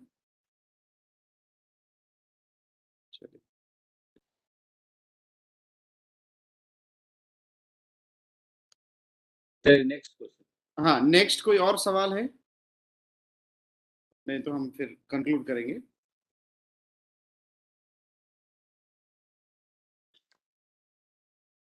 Any other questions, or maybe our speakers, if you'd like to in 30 seconds or 30 to 45 seconds, if you can give any closing remarks. So starting with Kunal sir. Yeah, so Avi, I'm also getting few private messages. So people are interested to set up the plant. I would request them to go through the presentation which will be shared by the GRC team, and if they are interested, they can approach GRC, because the first step is the environmental clearance. You have to get that before you can apply for any approval or licenses, etc. So that will be my closing remark. Great. Vaibhav sir? Yeah, just thanks to GRC for this webinar. And in case anyone has any question, they can reach out to us for any technical questions. That's it. Thank you, sir. Or any other speaker, A.N. Singh sir or Onkar sir? If any of our special speakers are here, because I'm not able to track. Sir, you can give the validity address. Achha. Start. Dheeraj sir, any closing remarks from you before I move to? No, you can move. Okay, thank you so much. It is such an honor to address and moderate such a session like this. We discussed at length on this subject. Though I need to do a bachelor's degree to understand the technical part of this, but it is again such a learning experience for me. I want to thank to all our partners, GRC India, as usual, organizing such an important but highly successful conference, highly technical, which gave clarity to many of the technical aspects to our members. Also, thanks to Indian Federation of Green Energy Services Export Promotion Council, especially Mayankji, who I saw giving a comment, sharing the information. Also, the International Development Center Foundation, and then BRICS Chamber of Commerce, our Search Foundation, the sister wing of GRC India, and also on behalf of the Policy Times. We are grateful and thankful to Dheeraj sir for giving such outstanding seminar and also leading from the front as usual that you do. Now, our speakers have at length discussed and highlighted many perspectives, many areas which I don't want to get into too much details. What I found that government is extremely proactive, and I think this is one of the sectors where government is highly successful in terms of not only in terms of making the policy, but also facilitating implementation of that.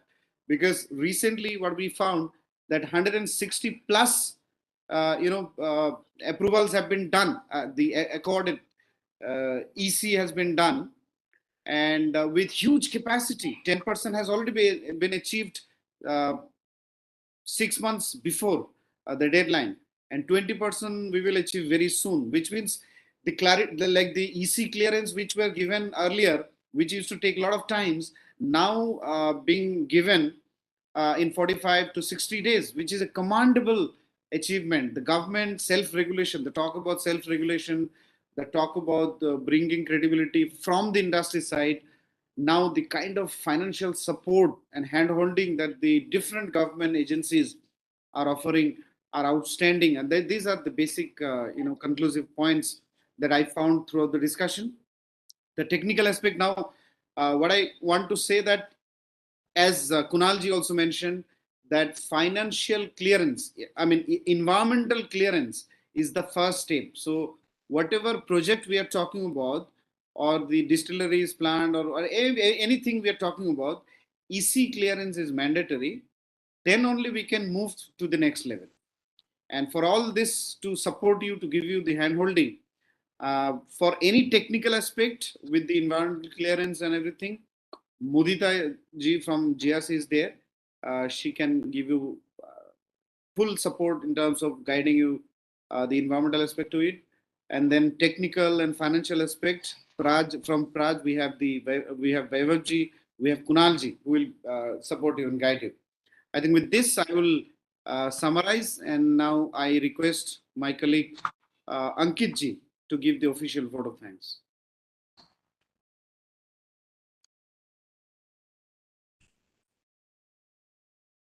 So Ankit ji. Thank you, Akram sir.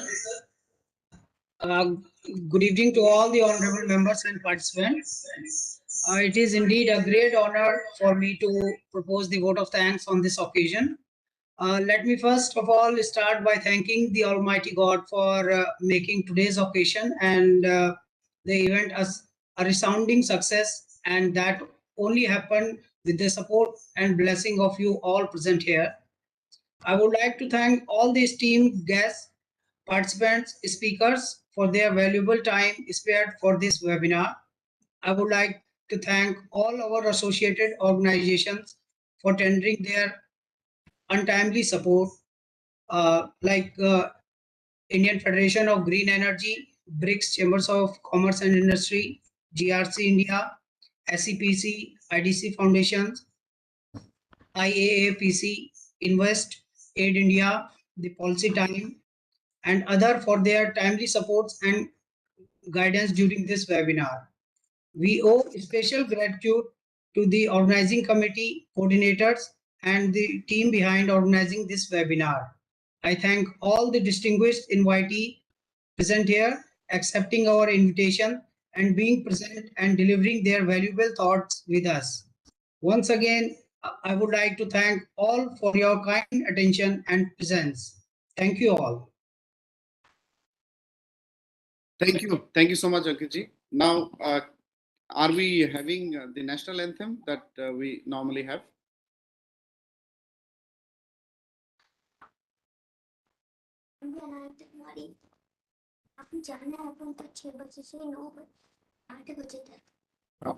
With this, we formally, yeah. We have our national anthem, so kindly we request everybody to kindly stand. Yeah, we request everyone to kindly stand up so that we can go ahead.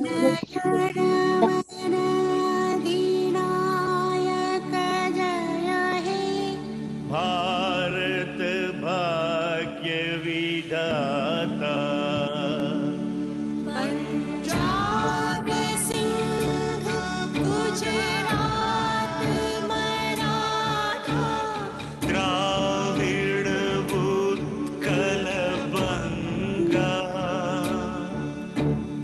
Vindhya Himachal Yamuna उच्छल जलधि तरंग तव शुभ नाम तब शुभ आशीष मांगे गाहे तव जय गाथा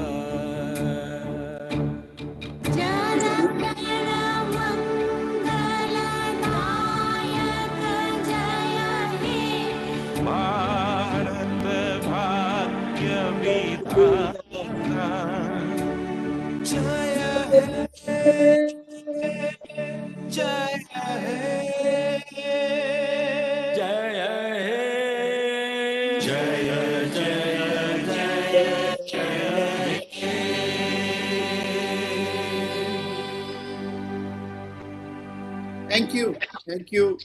Thank you everyone for joining us. Thank you, sir, everyone. Thank you, everyone. Thank you, DRC. Thank you, sir. Thank you, sir. Thank you. Thank you, dear. बोल दो कोई question. Thank you, sir. Thank you, Dharak sir. Thank you very much. Hello. Thank you, Rahul sir. Thank you, sir. Thank you, sir. For any help, sir, kindly contact us, sir, related to ethanol and environment clearance.